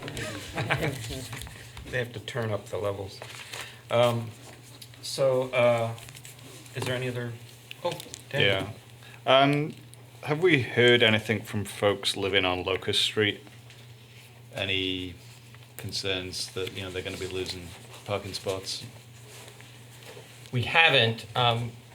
We were asked about the degree of off-street parking that serves, there's multiple multifamily residences in that area. Some of them have off-street parking, some of them don't, but staff's opinion of that situation is these are only a couple of spots in what's becoming no parking, and those couple of spots can easily be addressed by someone parking either on Vine or on Chestnut. And so we think that this is an appropriate change to make. Yes. And I'm also kind of imagining if my house was there and if I did live in a multifamily building without a lot of off-street parking, and maybe I had accessibility issues, having to park further away from my home and carry my grocery bags and whatnot would be frustrating to me. So I do wonder whether, I don't know. I mean, I guess I'm wondering about the process, like whether or not when we're doing something like this, whether we're actively going to the people that are going to be impacted or whether we're waiting for them to come to us. We don't typically solicit comments from folks, unlike a land development matter where there's some very specific regulations about a radius around a project and you can provide notice to all the potentially affected residents. It's not something that's been part of our process. We can make it part of our process. I would imagine you could do this, and if it doesn't work out, it can be undone. Oh, no question about that. That's what I was going to say. Well, we could ask Franz to go talk to the people. Just to put Daniel's mind at rest, there actually is no house on that portion of the street on Locust Street that doesn't also either border on Vine Street or Chestnut Street. There's no house that where a car couldn't just as well park on one of the other streets and have access to the house. All right. Thank you. Just That's one what I item. meant to say. I didn't Reconnaissance. say as well as he did. Yeah. I would just like to add that I think Franz is a little surprised at the level that the town accommodates comments from the public. Sometimes.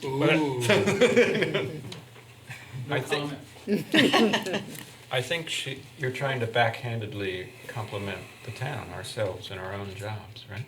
Yes. Okay, just want to confirm that. It's also Not so much a slight against you. There's also why there's things have to be heard. Oh, It's about accessibility. That's also why things have to be heard multiple times to give the town and the public time to respond or to potentially hear about, or their neighbors could say, did you read the minutes from the select board meeting? We're gonna lose parking, things like that. Right. Thank you. So Daniel, you can go down and flyer or? Yeah, no, I guess I feel good about this, but I do wonder, I know not everybody is reading the minutes of our select board meetings. Not every minute of the select board meeting gets reported in the press, and and yes, It's kind of a process question. it's a process question, and I would imagine that it would make the process slower and maybe a little more frustrating, but maybe a little more people-centered. I would also say, and with full recognition that this may not be satisfying either because it involves so much promise of us exercising our good judgment as best we can. But there are times when we're looking at something and either staff in the first instance or traffic safety, when it's vetting, says we need to let folks know about this, and we'll take the time to do that. An example that's happening in real time right now is a proposal to add bike lanes to Western Avenue between Exit 2 and Union Hill. We're very actively considering that. We think it's a good idea, but we recognize there's a lot of potential impacts, both positive and negative. And so during the initial review of that with traffic safety, the committee asked us to make sure that everyone along that corridor got notified of the next time traffic safety was going to be considering it. We did that, and we did get a lot more participation in the discussion from people along the avenue. So there are times when we raise exactly that flag because we think that the complexity or potential controversy of the matter warrants it. Right. Thanks. Thanks, Peter. That's an excellent example. And also, to anybody watching, there's a lot more opportunity for public input on the proposed Absolutely. bike lanes on Western Avenue. So I think if no one has any other comments, we are done with the second reading and public hearing to the ordinance amendments. Thank you. And we now have, under unfinished business, the annual goal setting. Do we want to? Wait. We need to adopt the motion. I thought we were doing that next time. Nope, that was, the first reading you don't, but the second reading you do. Sorry. Okay, I'll entertain a motion. Wow, that was a... I'll motion. Thank you. I move that we approve the amendments to Appendix C of the Brattleboro Code of Ordinances, which is regulations governing the control of traffic, as presented. Thank you, David. I have a motion to approve the amendments to Appendix C of the Brattleboro Code of Ordinances, regulations governing the control of traffic, as presented. All those in favor? Aye. Aye. Opposed? And that passes 4-0. Thank you, Keith. And so now we move on to annual goal setting. If everyone recalls, we discussed this at a fair length last time. And as requested from David, the documents from the May 7th meeting are in our folders.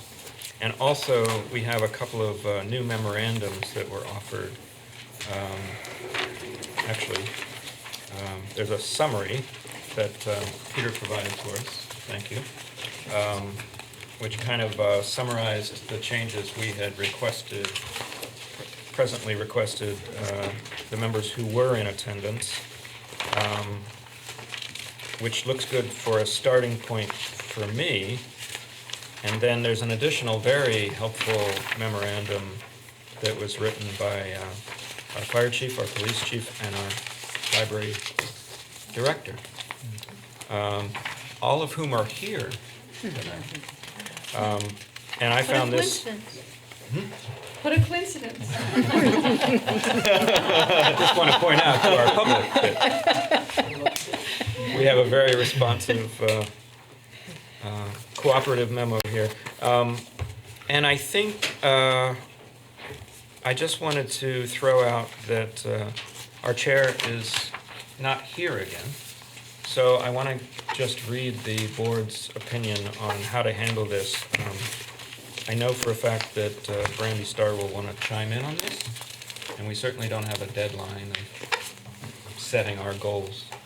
We do want to do it fairly soon, but we certainly don't want to be incomplete about it. So does anybody want to make any comments about the additions made to our goals, just our rough additions made already? Or should we just move it down the line for our next meeting? I would like to, I think there still are some conversations about that. We haven't really talked directly about all of the items in them, but I think it's, and we definitely like Brandy to be here, so I would encourage us to table it yet again. As you said, it's not urgent. Okay. And do that when we're intact. You guys? That's fine with me. Yeah. So I was one of the people that proposed adding a goal. I want to thank the Chiefs Mike and Star for their memo. I found it really interesting to read, and I would encourage members of the public to take a look themselves. I wonder, seeing as you're here, if you wanted to speak about it for a minute or two. I mean, Sure, it feels yeah. like that would be worth doing, right? You guys all put the work in, so let's make it visible to the public a little bit, and then maybe have a full discussion when Brandy is back at our next meeting. I have no opposition to that. Do you have a specific question, or do you want them to just I- make general comments? So I found the memo informative, and I suspect members of the public will also be interested to hear about it. And I think it would be good to make that known. Great. So I would love it if you'd come and talk about the memo and answer some questions if we have any. I don't know if that's something you're interested in doing right now, or if I have any right to ask such a thing, but I'm asking anyway. You know. You certainly do have that right. Thanks, Tim. You want to join at the table, you can be a threesome. I've never thought about that term, just to kill time while they're walking. Chief's mic. I like that. I like it too. Chief's mic. It's Yeah, is that the Walters first time we- Jr. It's Did you guys catch that? He lumps you together. It's better than Mike squared. That we don't want. Yeah. I'd love to hear about the process of getting together on this memo, and maybe highlighting some of the things that are in it for the members of the public watching at home.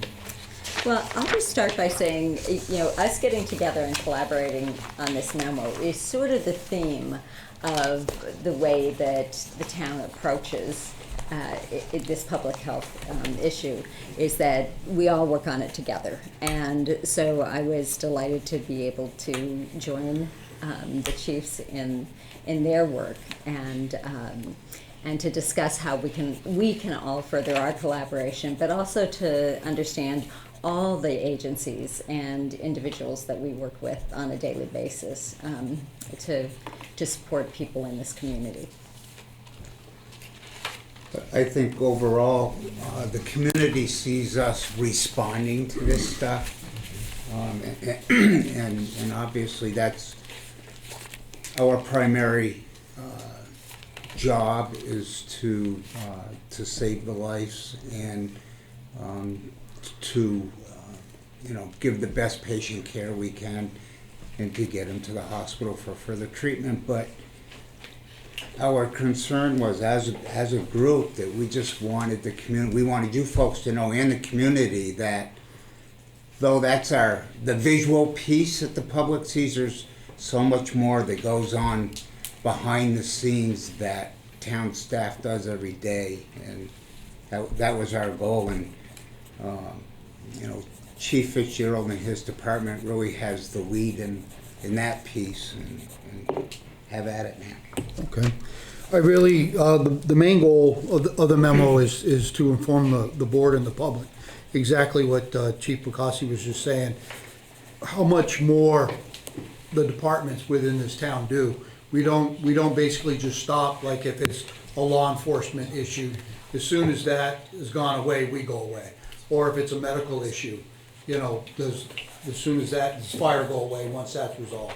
The library's been hit very, very hard with incidences down there. So STAR was invaluable on the more of a compassionate, humane side of things in dealing with people that are suffering this horrible disease. So the memo, I think, encapsulated exactly that. It was very well written, and it just showed how much we go above. But more importantly, it shows how complex this issue really is. It's not a law enforcement issue. It's not a fire issue. It's not a library issue where they use the facilities there. It goes much, much deeper. And hopefully what they get away from this is we have to give it and support the subject matter experts. We all play a vital, critical role here, but we're not subject matter experts in this. And I hope the board, through their goals, helps us continue our collaboration with those organizations, either through your support for what we do and to those organizations, and financially. I mean, we're gonna have to get people out on the street, and that's gonna take a lot of effort. There is a silver lining to all of this, if I may. We're being emulated throughout Windham County through other different law enforcement agencies, because they saw how Project CARE is having an effect down here, and they really want to get that to other law enforcement agencies throughout the county. So it's a good program. It's running really, really well. I think it's a time now to let the subject matter experts take the lead. I mean, we're still right there, you know, lockstep with them, but it's really at a time where the subject matter experts, especially the post-care, is I think the greatest lack, where we're there at their worst moment and they get them into care. What happens when they get back from care? Where do they go? What do they do? Who do they see? Who do they talk to? And it's real easy to relapse, and it's just a vicious circle. So I think we need to really concentrate on post-care. In my uneducated opinion in this field, that's where I see the most lacking resources and time and effort is the post-care. And I'll just echo what the chief said. I think, you know, part of what we do is to support people that are in recovery, and also to educate the public about the nature of the disease, and educate the public, and also you know, make sure everybody's safe. And that's what we deal with a lot at the library. We just want to keep everybody safe and keep everybody healthy. Mention that.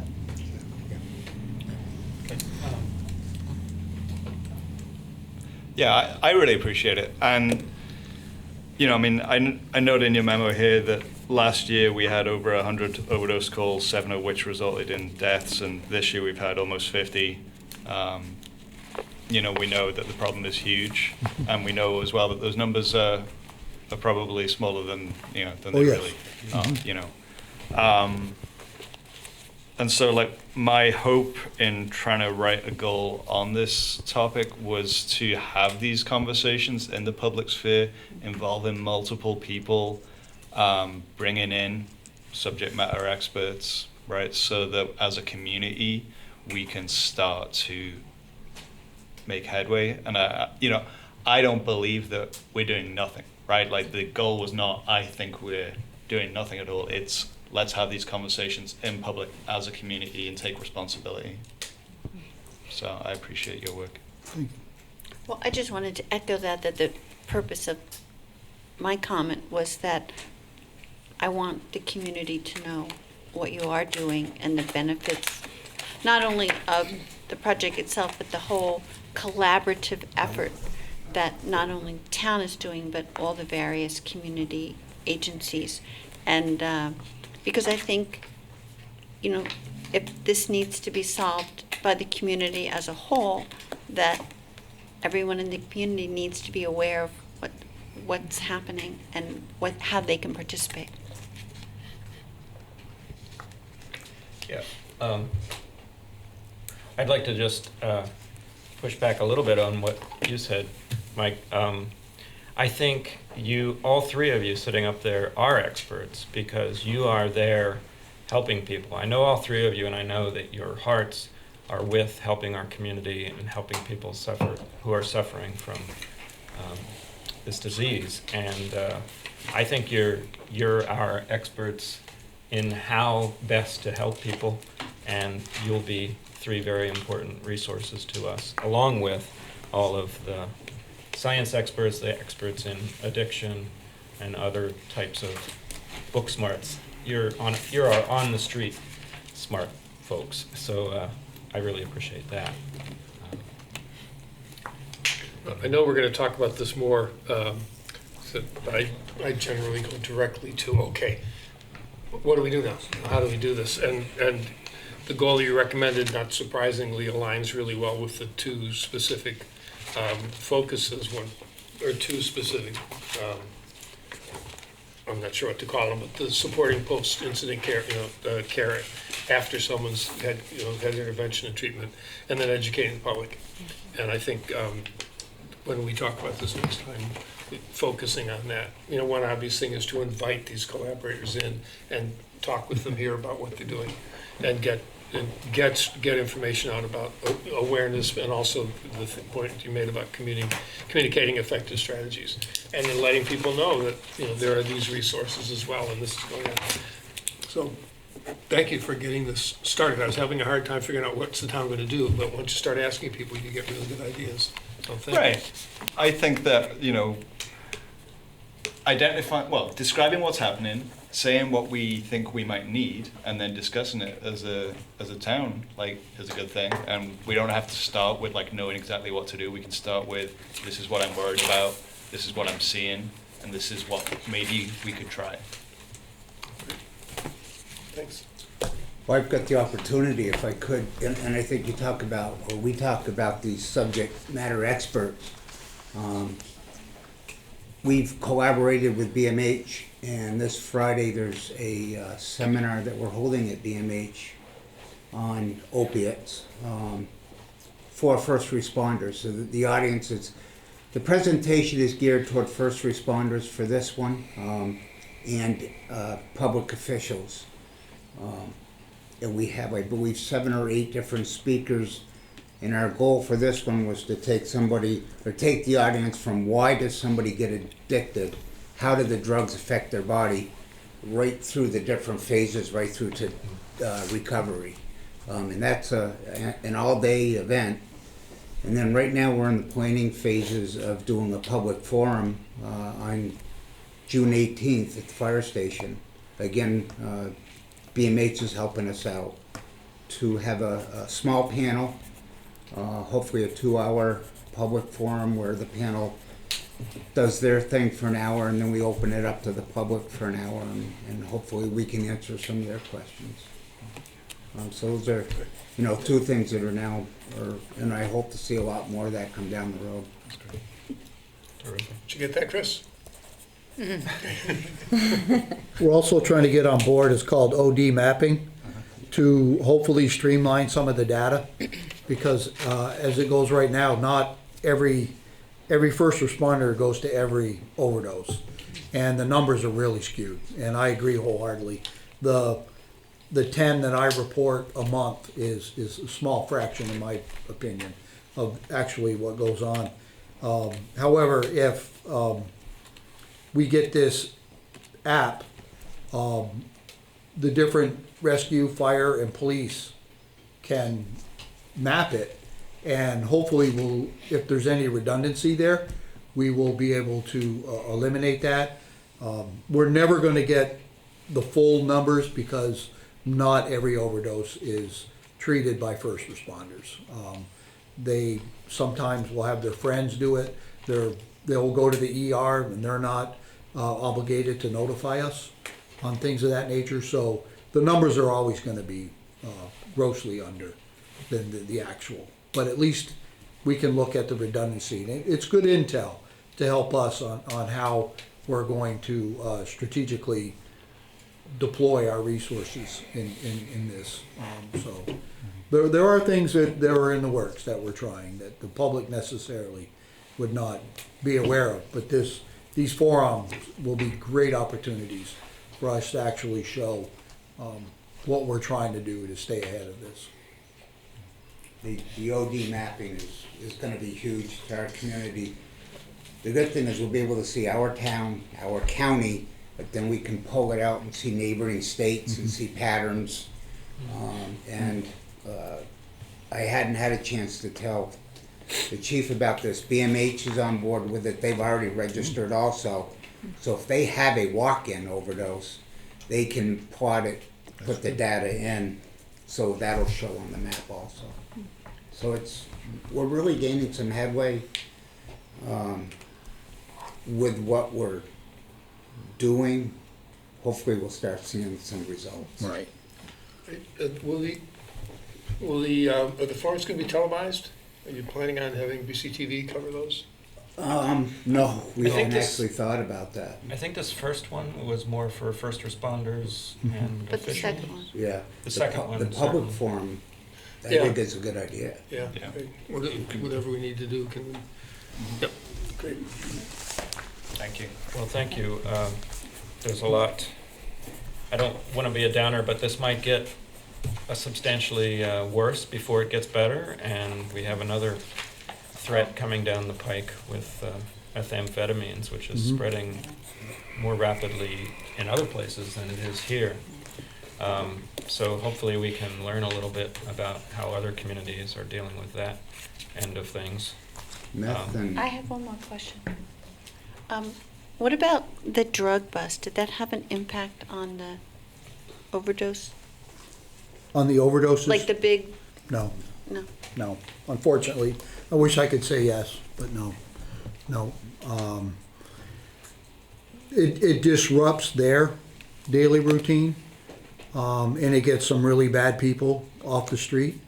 But no, I can't even make it nice. No. Well, I think it shows the scope of the problem. You're right, yeah. Yeah. And like you say right in the beginning, we're not gonna rest our way out of it. No, we're not, no. This is gonna be a long-term, we're gonna be in the trenches for a while. And if you look at it realistically, it didn't happen within a year or two. I mean, this has been going on from the 90s. If you go back to the pharmaceuticals and, when pain level became a vital sign, and they took it off from there, and now it's 2019. So probably 15 years in the making, and we really got our work cut out for us. And like the chief said, the support after recovery or during recovery is so important, and I think we're planning in the fall a forum of people in recovery that will be success stories, and I think that's important for people to see too. Mhm. Not just to support people that are in recovery, but for people that are struggling with addiction to see that you can get out of it, and you have support. So I think those are really key That's a places good to point, put. because there are a lot of success stories. It's not all doom and gloom. A lot of good There's success some stories. wonderful success stories right in our community. Yep. I think just one more quick thing, if I may, Tim. Sure. A conversation that Daniel and I had back a little while ago, and I think it's important for everybody to keep in mind, because I think about it quite often as the first responders that are going to these calls that start wearing them also. They're seeing more death and family destruction, I guess you can call it, than we've ever seen, that I've seen in 40 years. Guys that are working for me 2 and 3 years in they're getting hammered, and I think we just have to. That's a big part of the problem also. We need to watch that. Well, on that not so bright note, thank you, You're all welcome. three of you again for service. I'm wondering, can we make sure that the memorandum and perhaps the Project Care brochure is pretty obvious on the website? We can Sure. point people towards just educating themselves about. Yes, we can take this backup material in its entirety and post it there, which has the brochure, and it has also the explanations of what you're considering. Yeah, I mean, I guess maybe it doesn't. No, we could just use that document. I was just concerned about this being mixed up with the other select board goals issues. Well, the brochure, sending out the brochure is part of the goals. Oh, no, I just meant posting the brochure on the website. I believe it's already on the website. The chief just left, but I think it's already there. It may be. We I'm can just check saying, and make sure that it is. Maybe put it in the That's corner, fine. Sure. obvious. Sure. We can do that. And then for your material for next time, I thought we would just give you the same packages for this meeting. Right. Randy will be here and you'll be able Right. to have their discussion about moving forward. Great. That'll be great. Okay, so I think we'll move on, if it's okay with everyone else. And we'll finally, a little bit after 8, get to new business. And first up in new business is our financial report. I'll kick it over to John O'Connor. over Thank there. you, Tim. Thank you. So in your packet is the April financial report. We're 83.3% of the way through the year, and the general fund expenditures are at 81.8%. And then after we do all of our annual prorations, it actually brings the percentage down to 79.2%. So we're doing well compared to the budget. And we're getting close to the end of the fiscal year, so I think we'll end the fiscal year in good shape. The utilities fund was at 81.2%, and parking was at 89.5% of their budget. And again, after making some prorations for the utility fund, that gets the percentage down to 79.6. Unfortunately, there's no real prorations in the parking fund, and their issue there is the parking meter replacement, where we had parking meters that were not fully depreciated, and when we retired those meters, we had to write off the undepreciated balance of those meters. Solid waste disposal was at, revenues were at 77.8%, expenditures 79.1%. And again, you're really looking at just 9 months of revenues and expenses there, because the April refuse bag revenue, curbside collection costs, and tipping fees won't be recorded until May. The loan report shows that we had $4,190,085 in outstanding loans issued through the town's loan programs. 3 of the loans had payments that were overdue, and 2 loans are in default and fully reserved. Program income, we had $654,114 in available funds for additional grants and loans as of the end of April. And finally, the grant report contains a variety of information on 44 active grants and 7 grants that are in the application process. So if you have questions on any specific report or line item in any of these budgets, I'll certainly try to answer those questions. If not, that's the financial report for the month of April. Thank you. You are welcome. I bet you Daniel has a question. I do, I wrote it down. Which is why I felt comfortable walking away, because I'd already done my homework. So we talked about the solid waste lag time, Yep. right? And I presume that that's like unavoidable. Yes, we don't get the bills for tipping fees or collection until the following month, early in the following month. We don't get the report from Waste Zero, which sells us the bags and sells the merchants in town all of the pay-as-you-throw bags. We don't get their report until the middle of the month. I see. So you really can't do anything. When we close April, there's really Right. nothing. We don't have the information Got yet. it. Thank you, yeah. Anyone else have any questions? I had a line item question. Okay. Go for it. We'll give it a try. Page 2 of 15, police. Auxiliary staff? No. Oh. It's the, miscellaneous revenue. Gotta love miscellaneous revenue. Yep. So 15,132. Yep, that's way over, and it's a variety of things. The primary contributors to that are officers who went to the academy, and they're required to work a certain number of years, and I don't remember the number of years, Peter, but there were 2 officers that left prior to meeting that commitment, and what they have to do is then repay us based on a prorated basis for how long they worked for the cost of sending them to the academy. Isn't that interesting? That is interesting. It's good to ask questions, right? Softball field rental on page 3. This, I think, is maybe obvious to me, but I just want to ask it just in case. So $2,500 has been collected in revenue. They've budgeted for $24,000. Is it because we're very early in the softball season? Yes. Okay. Great. And speaking of miscellaneous revenue, I noticed the facilities use fees and the miscellaneous revenue is up substantially. Is that a reaction to the rise in facilities use charges that we approved? Those facility use fees are for using the common or the various parks around the area. Oh, okay. That's not actually What page are you on? day use fee. Oh, same page, sorry. 3 of 15.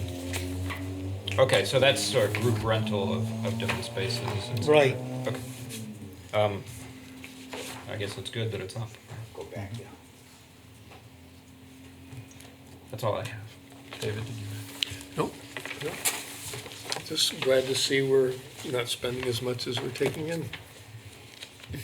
Hope that continues for a few more months. Yeah. Or 2 more anyway. Thank you, John. You're welcome. Thanks. Next, we have fiscal year 20 parking fund budget presentation and discussion. Parking fund. I believe Patrick. Yes, good evening. So I think any discussion of the parking budget should start with 2 things. The first is the parking budget, much like the utilities fund budget, is also an enterprise fund, which means full accrual accounting, which means capital projects are not to be found in the operating budget.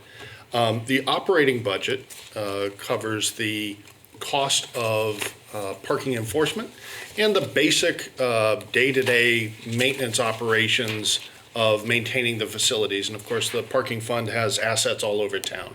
So that's a parking fund budget. The second thing I would say about the parking fund budget is this year, unlike most years, we may have a little less confidence in some of our numbers than historically we have. And the reason for that is we made a lot of changes to the parking fund and how it operates in the last year. And we have very little hard data around which to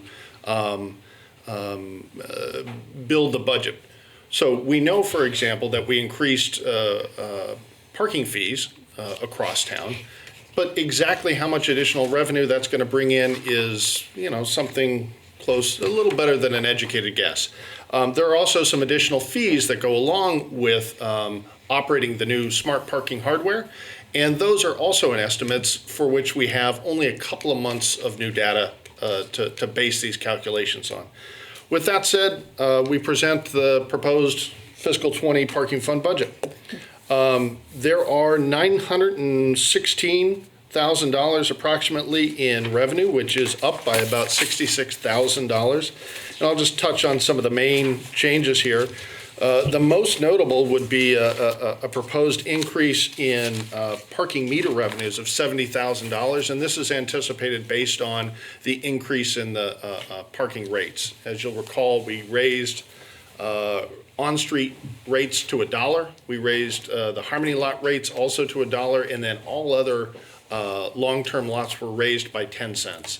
And I think there's a good chance that we're going to have a higher increase, but this is a conservative estimate for the increase in parking revenue.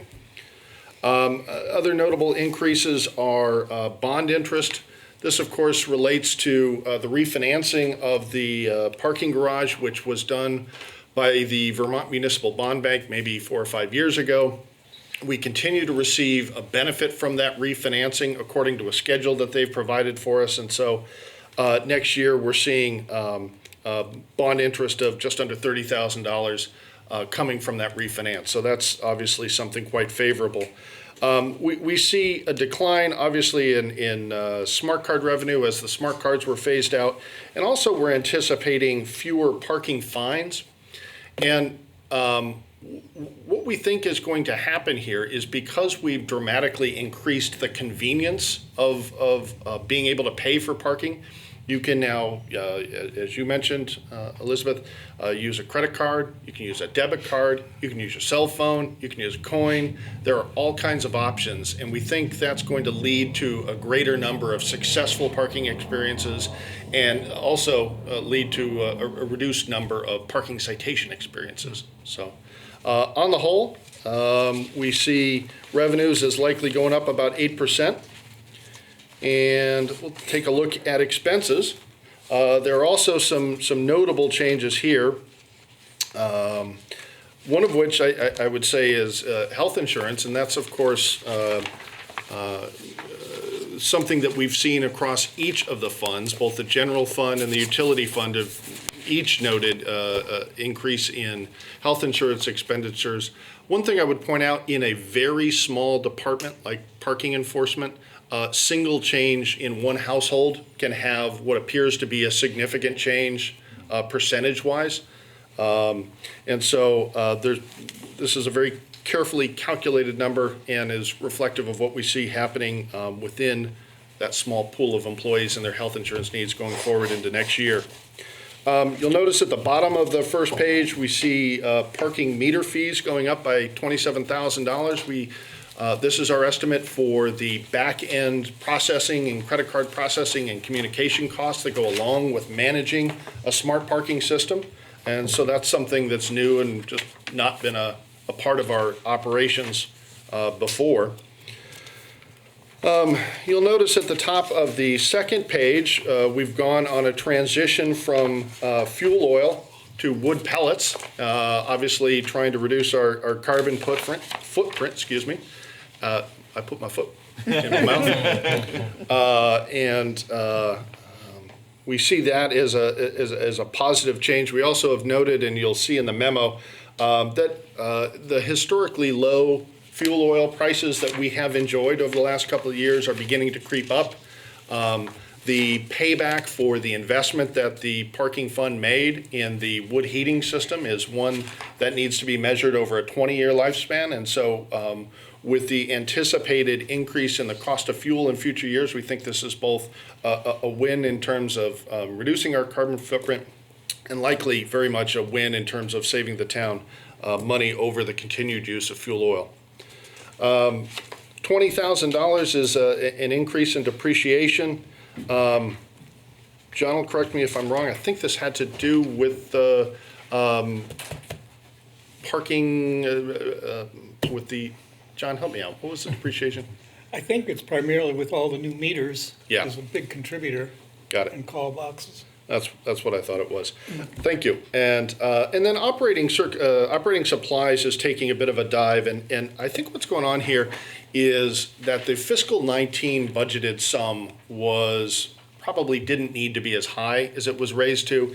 It was reacting to the actuals of, I believe, fiscal 17. What's happening in operating supplies is, in addition to just literally buying parking tickets and the little envelopes and all the little things that go along with maintaining that operation, it's also where if a machine's broken and we need to order some parts for it, that's where it's going to hit the books. And so as we were dealing with some aging equipment, we were having some rather intermittent need for a substantial number of expensive parts. And so what we think is that, particularly with the new equipment, that we're not likely to be seeing those spikes in the need for replacement parts. And so we're bringing that back down to something more along the lines of a historical average. Overall, expenses in parking are about $872,000, or up about 12%. And I can take questions there before moving on to capital projects, if you like. I have a question. It's a very basic question. What does fuel oil and pellets have to do with the parking fund? That's a great question. It's probably not obvious. So the Brattleboro Transportation Center is an asset of the parking fund, and the Brattleboro Transportation Center is home of the Parking Enforcement Office, Experience Goods, and Dottie's Foods. And so those spaces are conditioned and heated spaces, and the pellet boiler system is now heating each of those locations. Thank you. Sure. That's the big. Right. Yeah, big 3-story steel-looking silo. It's really kind of cool. Did you have something, Daniel? No. Oh, I thought I saw. Anyone else? I had one question. Yes. You used a great phrase. It was something like successful parking experience. Yes. What we strive for. I'm trying to decide if it's a metaphor or, no, it's not a simile. So in the efforts to create more successful experiences, I had my eye on the parking boot income. Now, parking boots are not a successful parking experience. Not for the user, no. Exactly. So obviously, we'd love to see that head downwards, and it looks like it is creeping downwards, perhaps. I was just curious why we want to keep that so high and not sort of hope that it's going to be lower. Sort of Hope must always be balanced with realism, and I share your desire for hope. Another excellent piece of phrasing. I share your desire for hope. Booting a vehicle or impounding a vehicle is nothing anyone takes joy in, right? It's a difficult process. It creates a real hardship for the person whose vehicle is impounded.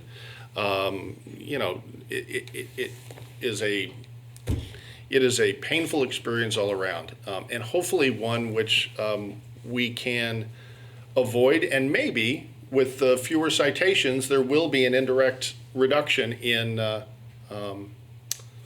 booting. In the meantime, the $10,000 reflects accurately what our recent years' experiences have been. So the $5,000 that was budgeted last year was probably too low. Our actual experience has been about $10,000 a year. That's why we're showing $10,000 this year. That's why you don't want me in the early stage of the budget process. Let's hope, but let's only make it 5,000. I think, in discussing the parking budget, it is absolutely appropriate to have hope. Thank you. Well, think of all the improvements, obviously, it's very wonderful. But one of the things we could do, and I can't remember the specifics of it, but at one point we did get an explanation of all the steps, all the things that happen before the boot goes on the car. At length. Because there's great sensitivity to the fact that it's often people who can't afford to pay the ticket, and then it's just this downward slope.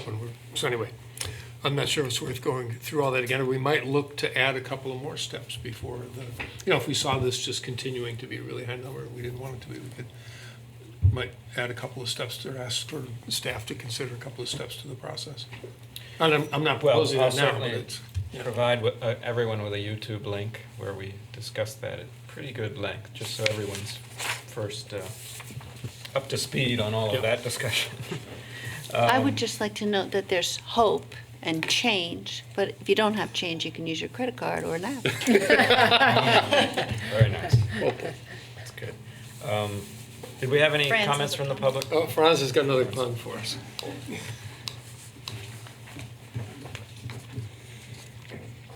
Franz Reichman from the Finance Committee.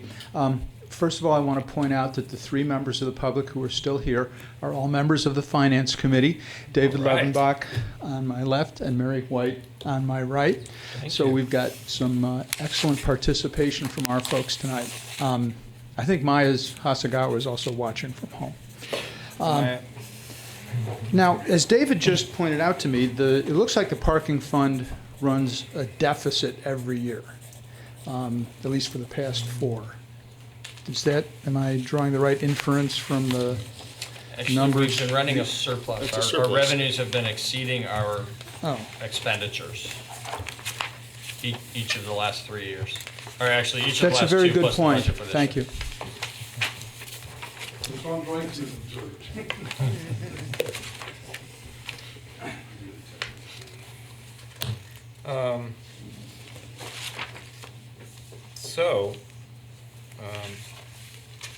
What are we doing here? We were going to talk about capital projects, I think, right?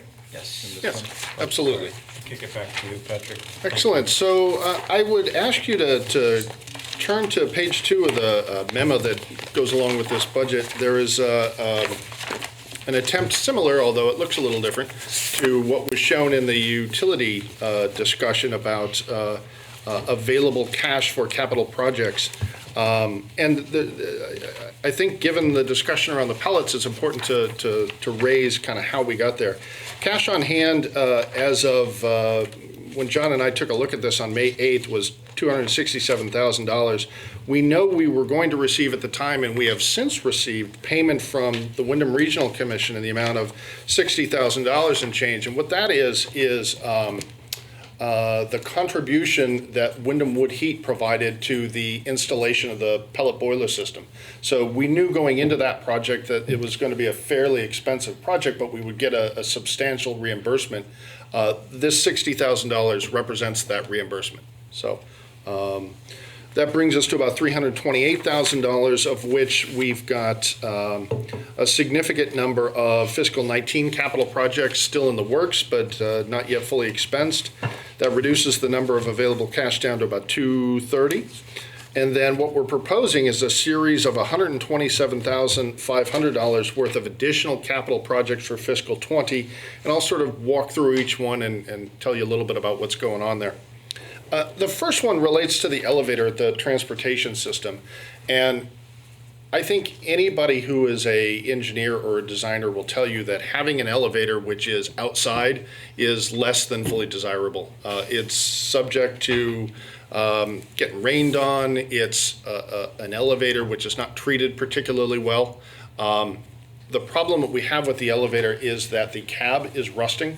And that the maintenance company has been talking to us for, this is our second year, and the level of urgency is rising, that we need to replace the interior cab, the structure that the cab is made of, due to rust. And we've seen a lot of photos about this, and it definitely looks like a safety issue moving forward. So the sum of $52,500 would be used for replacing the cab in the elevator at the Brattleboro Transportation Center. Second set of items is bike racks. As you folks will likely recall, the planning department did a parking study a couple of years ago, and one of the loud and clear recommendations, probably second only to the need for smart parking meters, was the need for additional bike storage and bike parking in town. So $15,000 has been proposed to acquire a series of bicycle racks that will be installed in various locations at the transportation center.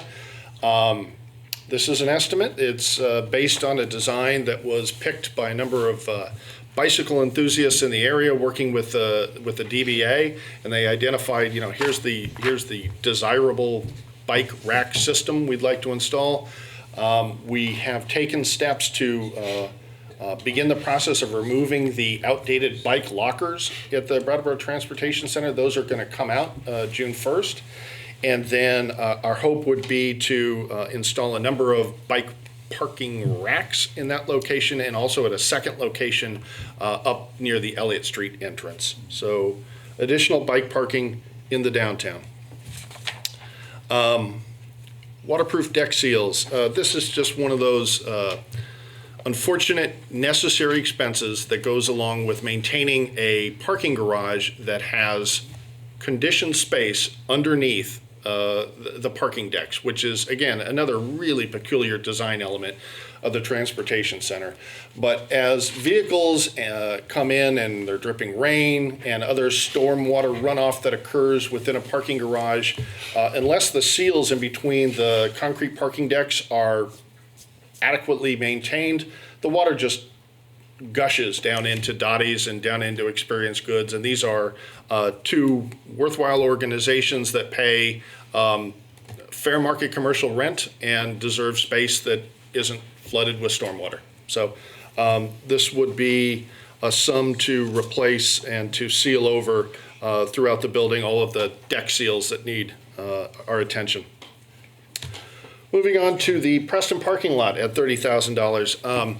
As folks will recall, a couple of years ago, we made a significant investment in redoing some of our parking surface lots. We did a wholesale improvement project in the Harmony parking lot.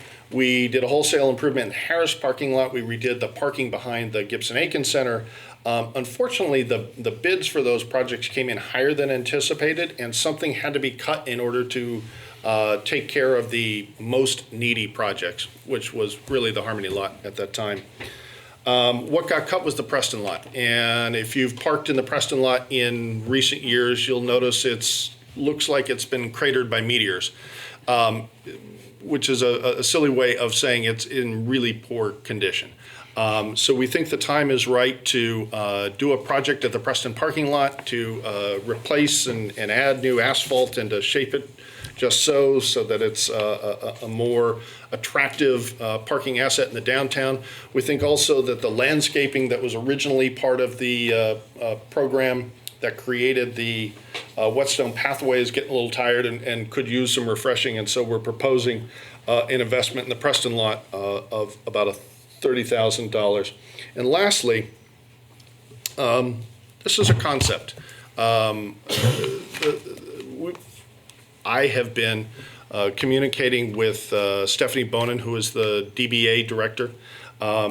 She has a vision that she's been working and shopping around for some new, more attractive, more friendly, more informative, more improved signage at the transportation center. And it's true, if you walk around and look at the transportation center, its signage is very unwelcoming, right?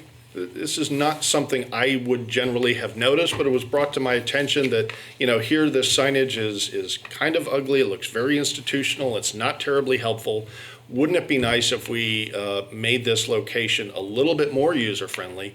And so the idea here would be that the town would commit $10,000, the DBA would find match resources, and that together we would work on an improved signage package for the transportation center in fiscal '20 that would be clean the place up a little. Great. Thank you. Invite you.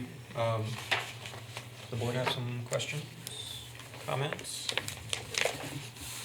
When we discuss this budget again, can Stephanie come to answer questions about this signage? Such as what? What it looks like. I don't think she knows yet.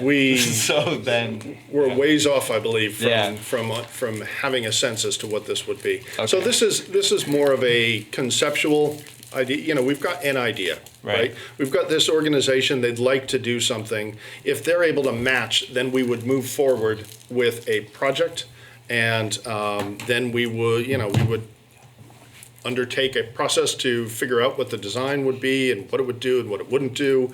And so that's probably some work that would happen later next fiscal year. Okay. And Peter, it would only be implemented upon future approval of the select board. So it's a project that we envision costing about $20,000, our 10 plus 10 more. An expenditure on that scale will require your approval, and we'd also want your approval for something so visible that's going to kind of change the appearance of the public facility. Okay. Maybe it could be coordinated with bus signs. I have to say I like the idea of a Yeah. partnership model of making some improvements downtown between the town and the DBA. So, I am a little depressed that so much in the parking garage is being addressed years Yeah. before the bond is paid off. Well, that's a comment that was brewing in my mind too. It just seems like we're hearing an inordinate amount of design flaws associated with the parking garage, and I would imagine that the town has taken note of that fact and who designed it for future reference. Yes, and much, not all of the deficiencies, but many of the deficiencies can be attributed to cost cutting that was done. I think one of the lessons learned is be really careful when you take a project that's more than what you believe you can afford. If you just lop off a few pieces of it in order to make it affordable, you likely are going to not get what you're hoping for in the long run. And so going back and revisiting it in a more complicated way to see what you can't afford to build properly is the right way to make those kinds of changes. We did that related to the police fire projects. I think we're going to get good, long, successful outcomes there. Unfortunately, the history at the transportation center is the best example is the one we've talked about many times, where the stairwells were to have been interior. There was cost savings by making them exterior, but the materials weren't changed, and so we're replacing them prematurely. I've also had members of the public tell me that there really needs to be kind of routine maintenance or cleaning of the garage. because it's used like overnight, and the ramifications of that are visible in the morning. And is there some sort of process for that? Yes, it's actually cleaned daily. Keeping it cleaned to a higher standard would require more expense, and that's something we could invest in. Right now, there are, within our maintenance team, there is attention paid to that facility every day for exactly that reason, because if there's a day when you don't show up, it's very noticeable. It's bad. Thank you.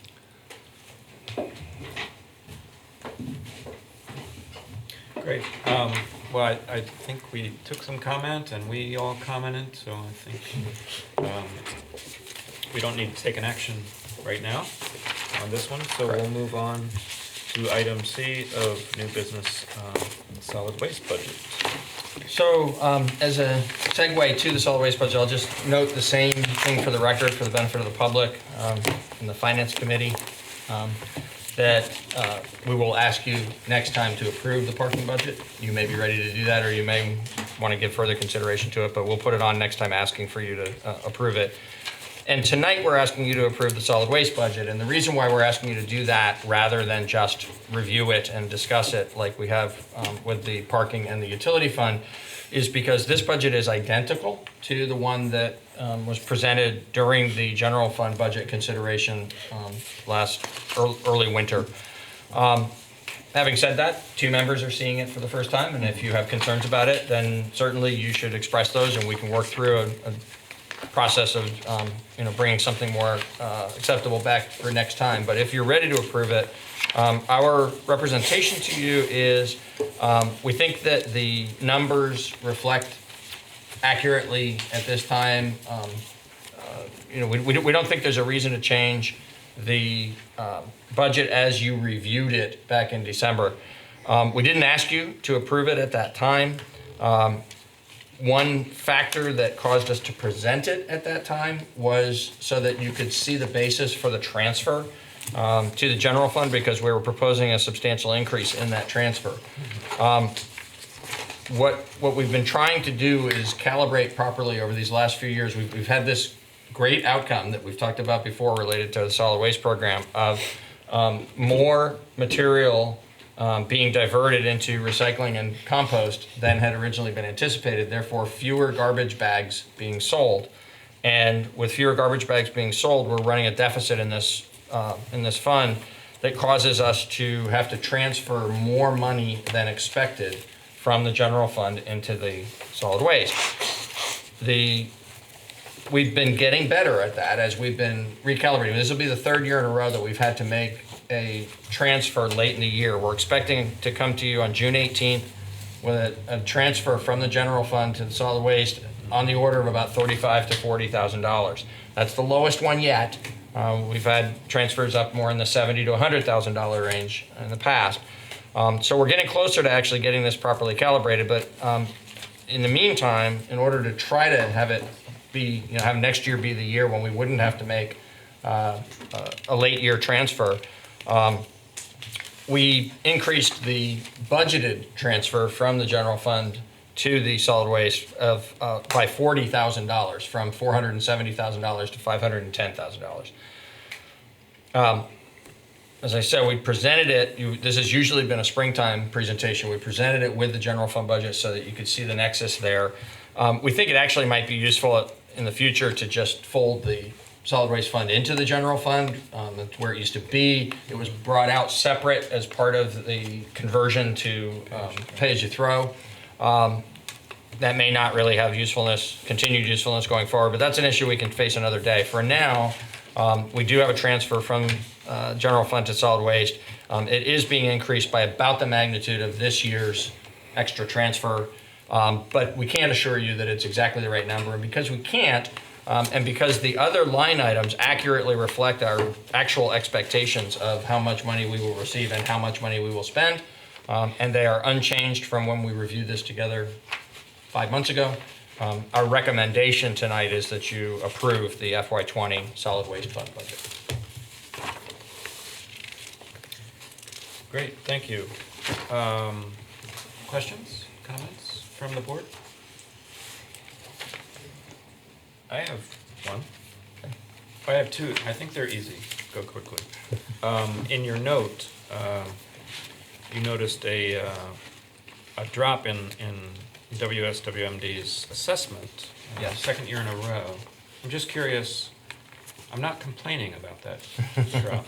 I'm just curious what the one sentence explanation is for that. Or is it not a one I suspect sentence?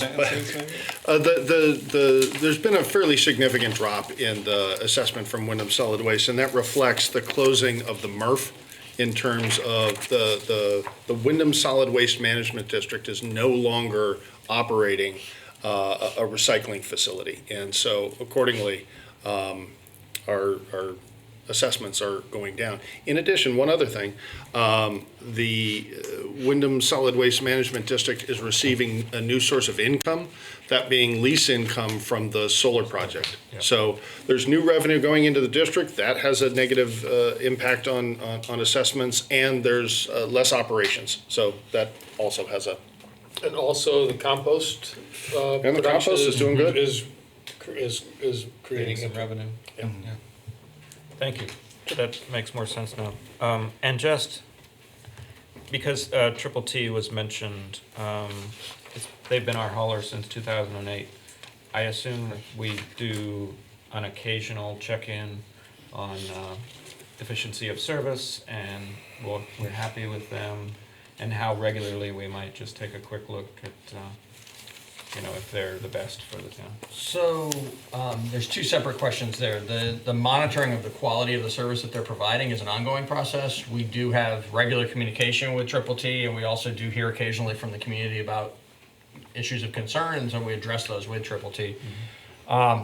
The question of when it would be appropriate to bid this work again, just a couple of years ago when we restructured our relationship with Triple T to change the manner in which we do recycling and to reduce the frequency of garbage collection, curbside garbage collection from once a week to once every 2 weeks. During that restructuring of the contract, we also extended the term of the existing contract. I don't recall for exactly 24. how long. To fiscal 24. 2024. Okay. So in 2024, we would expect to open this again to competition.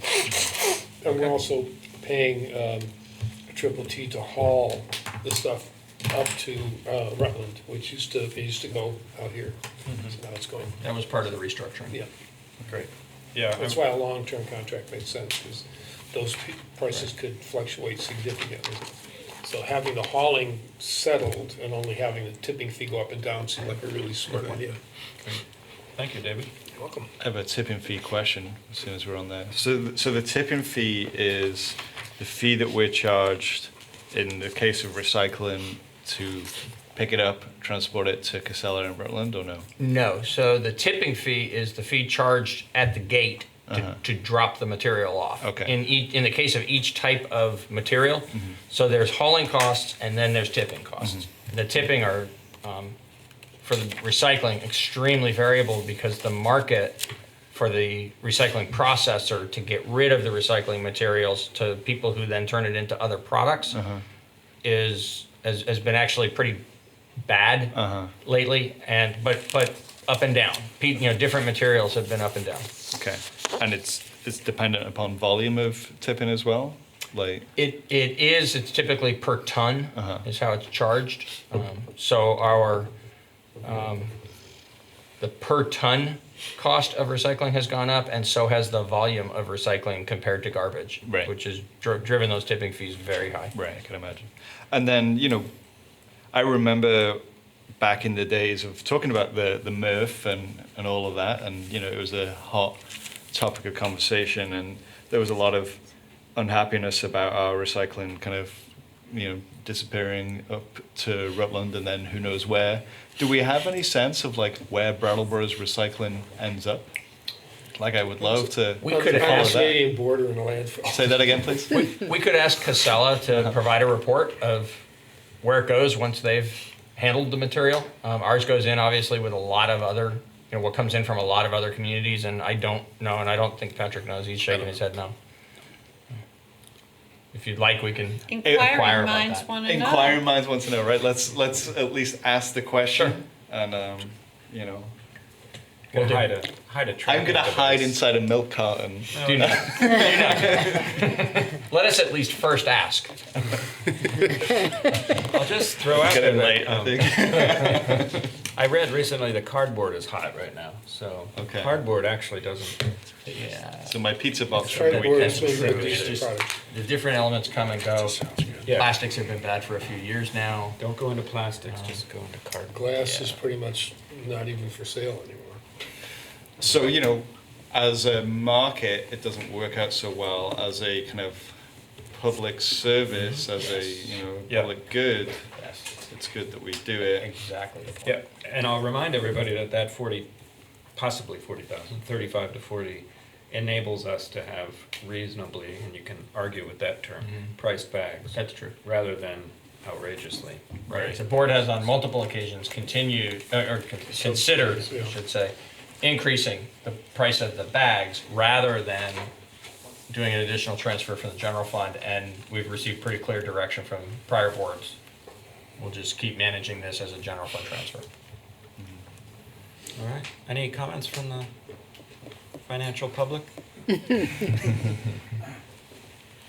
No. Sorry. Franz Reitzman, Finance Committee. I share Daniel's curiosity about what happens to our recycling. The whole world of recycling is just turned upside down. It's crazy. Are we separating all this stuff so they can just dump it into the same pit someplace far off away from here? So the first part of the answer to that is we don't separate anymore. You can if it's convenient for your household, We separate but compost and we separate. that's different. Just non-recyclable trash. I mean, that's really the issue. I've got my trash can with my pay as I throw bags, and then I've got my recycling. Right. Does that stuff end up in a different So place? your garbage is going, what's in your pay as you throw bags is going to the same place as it ever was. The compost is getting processed at the local facility in greater volumes and being sold, which is one of the things that is keeping down driving down our assessment to the facility.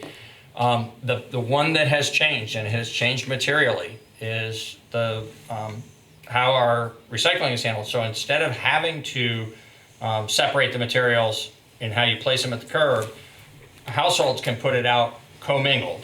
You don't have to, but you can. And then the material is taken in a big batch of recycled material that has plastic and glass and paper of different types in it to Rutland, where it's dropped off at the Casella facility, where it's then separated into materials and processed in whatever manner we're going to find out. We really don't know what happens to it once Casella is handling it. Yeah. Is that a direction? We didn't give a direction, did we? Did we direct our staff to find out what happens to our recycling? Yeah. Okay. We'll ask the question. We're gonna ask the We don't question. need you to vote. Go select I'm not one. going to That's the vote question. for a direction, but Okay. Okay, well, I guess that'll have to suffice for now, but I really hope it is something that this community can learn more about. Yeah. I don't know why I care about it so much, but I it's do. China's fault. If you were to oversimplify a very complicated circumstance, that's about right. But our it's a president, I'm very sure, will complicated work that circumstance. I out think really that's well. the Trumpian answer. I think it all started with Dustin Hoffman. And our trash goes where? I don't know where our garbage goes. Landfill. And that's the good Which thing landfill? about the I don't think it success. stays around. I don't know the exact location. I can inquire similarly, and we can bring that information back at the same meeting. But importantly, less of it goes Less and wherever less. it goes Correct. now than ever before, and that's largely But the volume because of trash solid waste has been shrinking each year since Page to Throw. Right, which is great. compost. But it does go somewhere, and it would also be nice to know where it goes. Yeah. You can go over to our compost Annie piles. Leonard's book, The Story of Stuff, is a really great book, and in it, one of the big takeaways is there's no such place as away. It goes someplace. Right, yeah. That's a good point. So I am very willing to take a motion, if anybody is feeling like they'd like to approve a solid waste budget. I'm feeling excited about it. I'd like to go ahead with it. I move to approve the fiscal year 20 solid waste budget as presented. Thank you. Daniel has moved to approve the fiscal year 20 solid waste budget as presented. All those in favor say aye. Aye. Opposed? And that passes 4-0.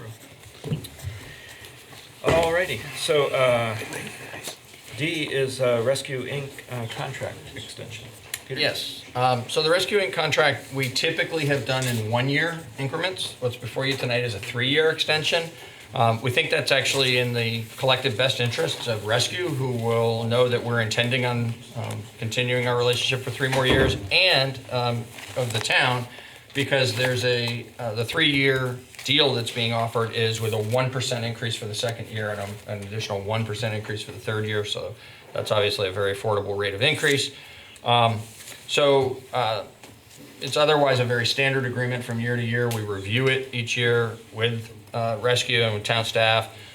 We recommend your approval. The one thing I should point out, because of the change from 1 year to 3 years, is that the agreement includes a hand annotated. What's before you tonight, it was hand annotated into that based on a meeting I had with the chair of the board from Rescue, making it clear that it's a 3-year agreement, but can be canceled. The 2nd year and or the 3rd year could be canceled by either party upon 6 months written notice to the other. So, if something were to go wrong, there'd be an opportunity to not be bound into this agreement for the full 3 years. We actually fully anticipate we're going to want to be bound into it for the full 3 years. And so I guess the only other footnote to this, one we're not concerned about, is we had budgeted $250,000 for this service for the coming fiscal year. The cost is actually going to be $253,562.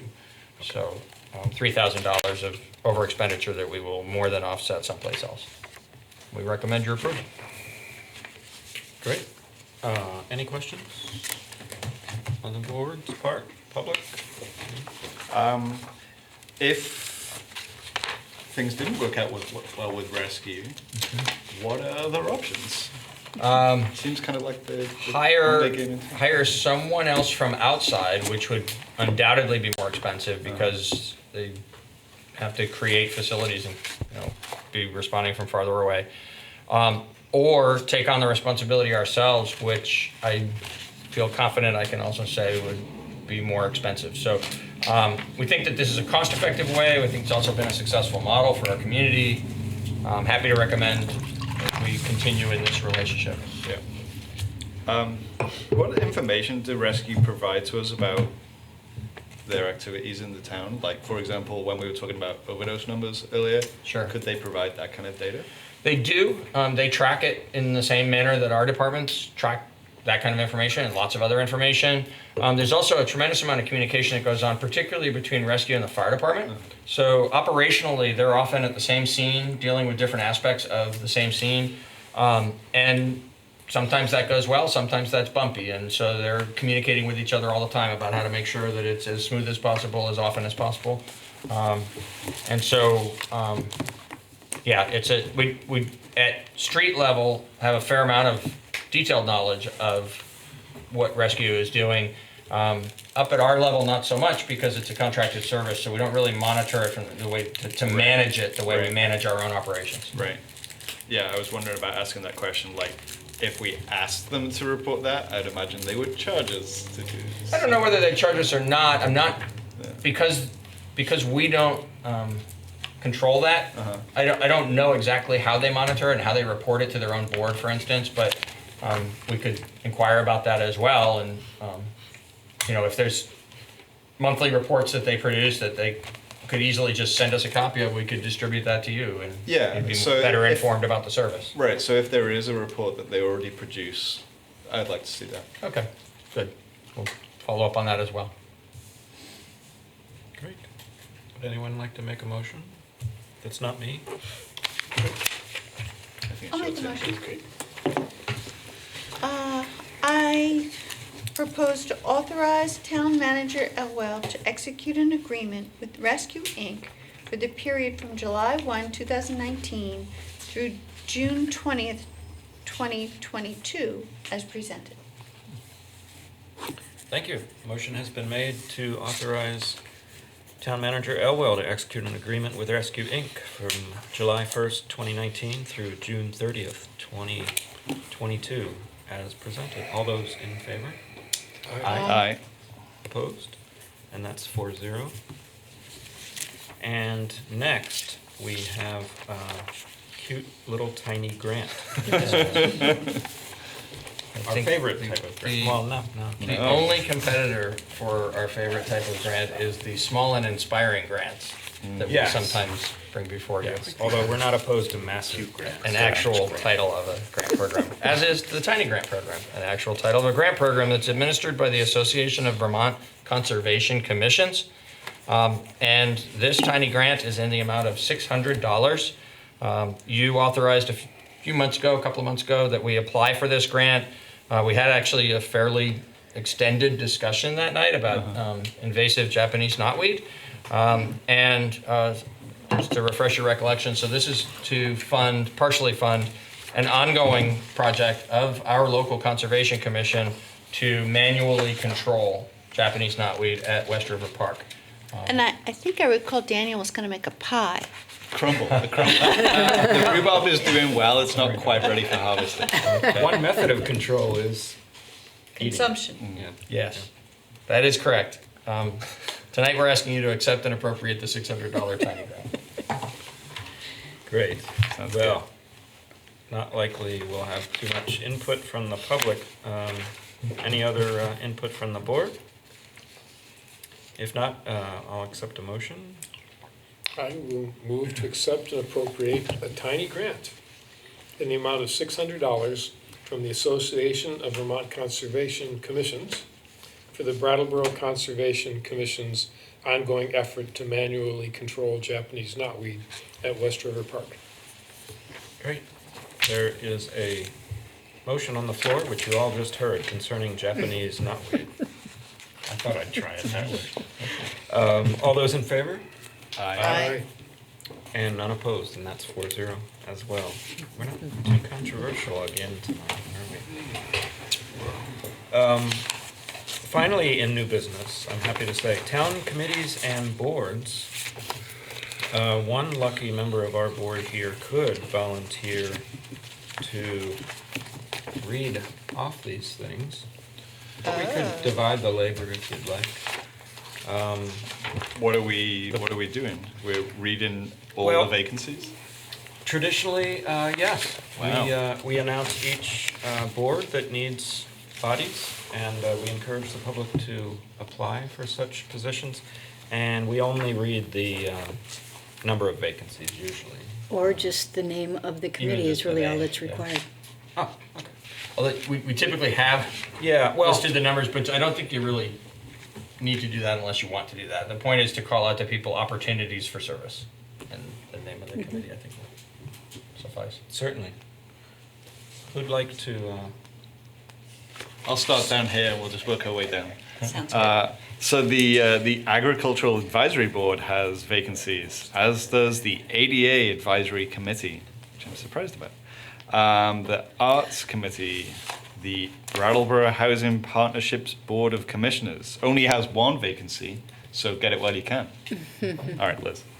Okay, the Cemetery Committee has vacancies, as does the Citizen Police Communications Committee, the CPCC, the Conservation Commission, the Design Review Committee, and the Design Review Committee needs an alternate, the Development Review Board, and also the Development Review Board needs alternates. The Energy Committee has vacancies, and there's a vacancy for the Energy Coordinator. David?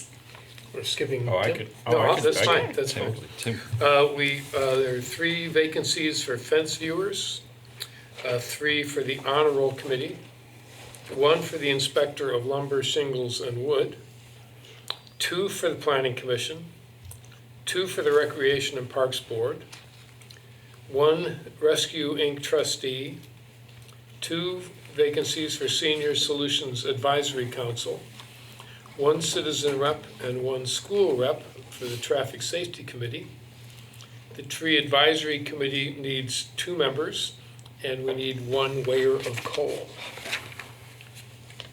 I'd like to just note one thing and find out whether the board agrees with me or not on this. I just think for the benefit of the public, to save people time and effort, you've made a decision about energy coordinator that you don't intend to fill that while we're considering whether or not to have a sustainability coordinator position as a full-time or otherwise position on town staff. And so I think even though that it is technically a vacant position, it was properly listed here, it would be best to not encourage the public to apply for that until you've made a decision about sustainability.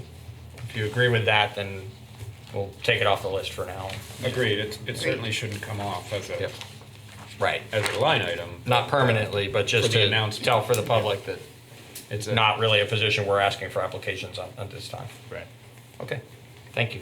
And can I just add a comment for new board members? We're approaching the end of the fiscal year. On all of the committees, there are vacancies because there are terms that expire on June 30th. So some of these terms are simply expiring because it's the end of the year. The select board then announced vacancies for people to start. This would be for a July 1st start. So during June, we're announcing vacancies tonight, and then during June, if the board chooses, they can appoint at both meetings for a start of the fiscal year for July 1st. And some of those appointments might be new people, and some of those appointments almost certainly are going to be reappointments. Okay. Great. Great. Thank you. That's good clarification. And I just, because it's on the agenda, wow, it's getting late. Let's remind everybody that our July meeting has been shifted. Yes. And that's going to be July 9th. July 9th. So No meeting on July 2nd, no meeting on July 16th, and 1 July meeting on July 9th. And we're going to be letting people know over and over again about that, but I just wanted to point that out. Thank you. Anyone have any other motions? I have a form that needs to be signed and returned to me. No, I meant to adjourn. And then we'll adjourn. You're holding us Let's hostage. adjourn now. Yeah, well, I move that we adjourn. All right. All those in favor of adjournment? Aye. Aye. 4-0. Thank you, BCTV and our ASL interpreters.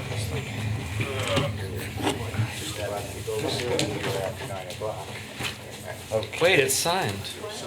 Thank you.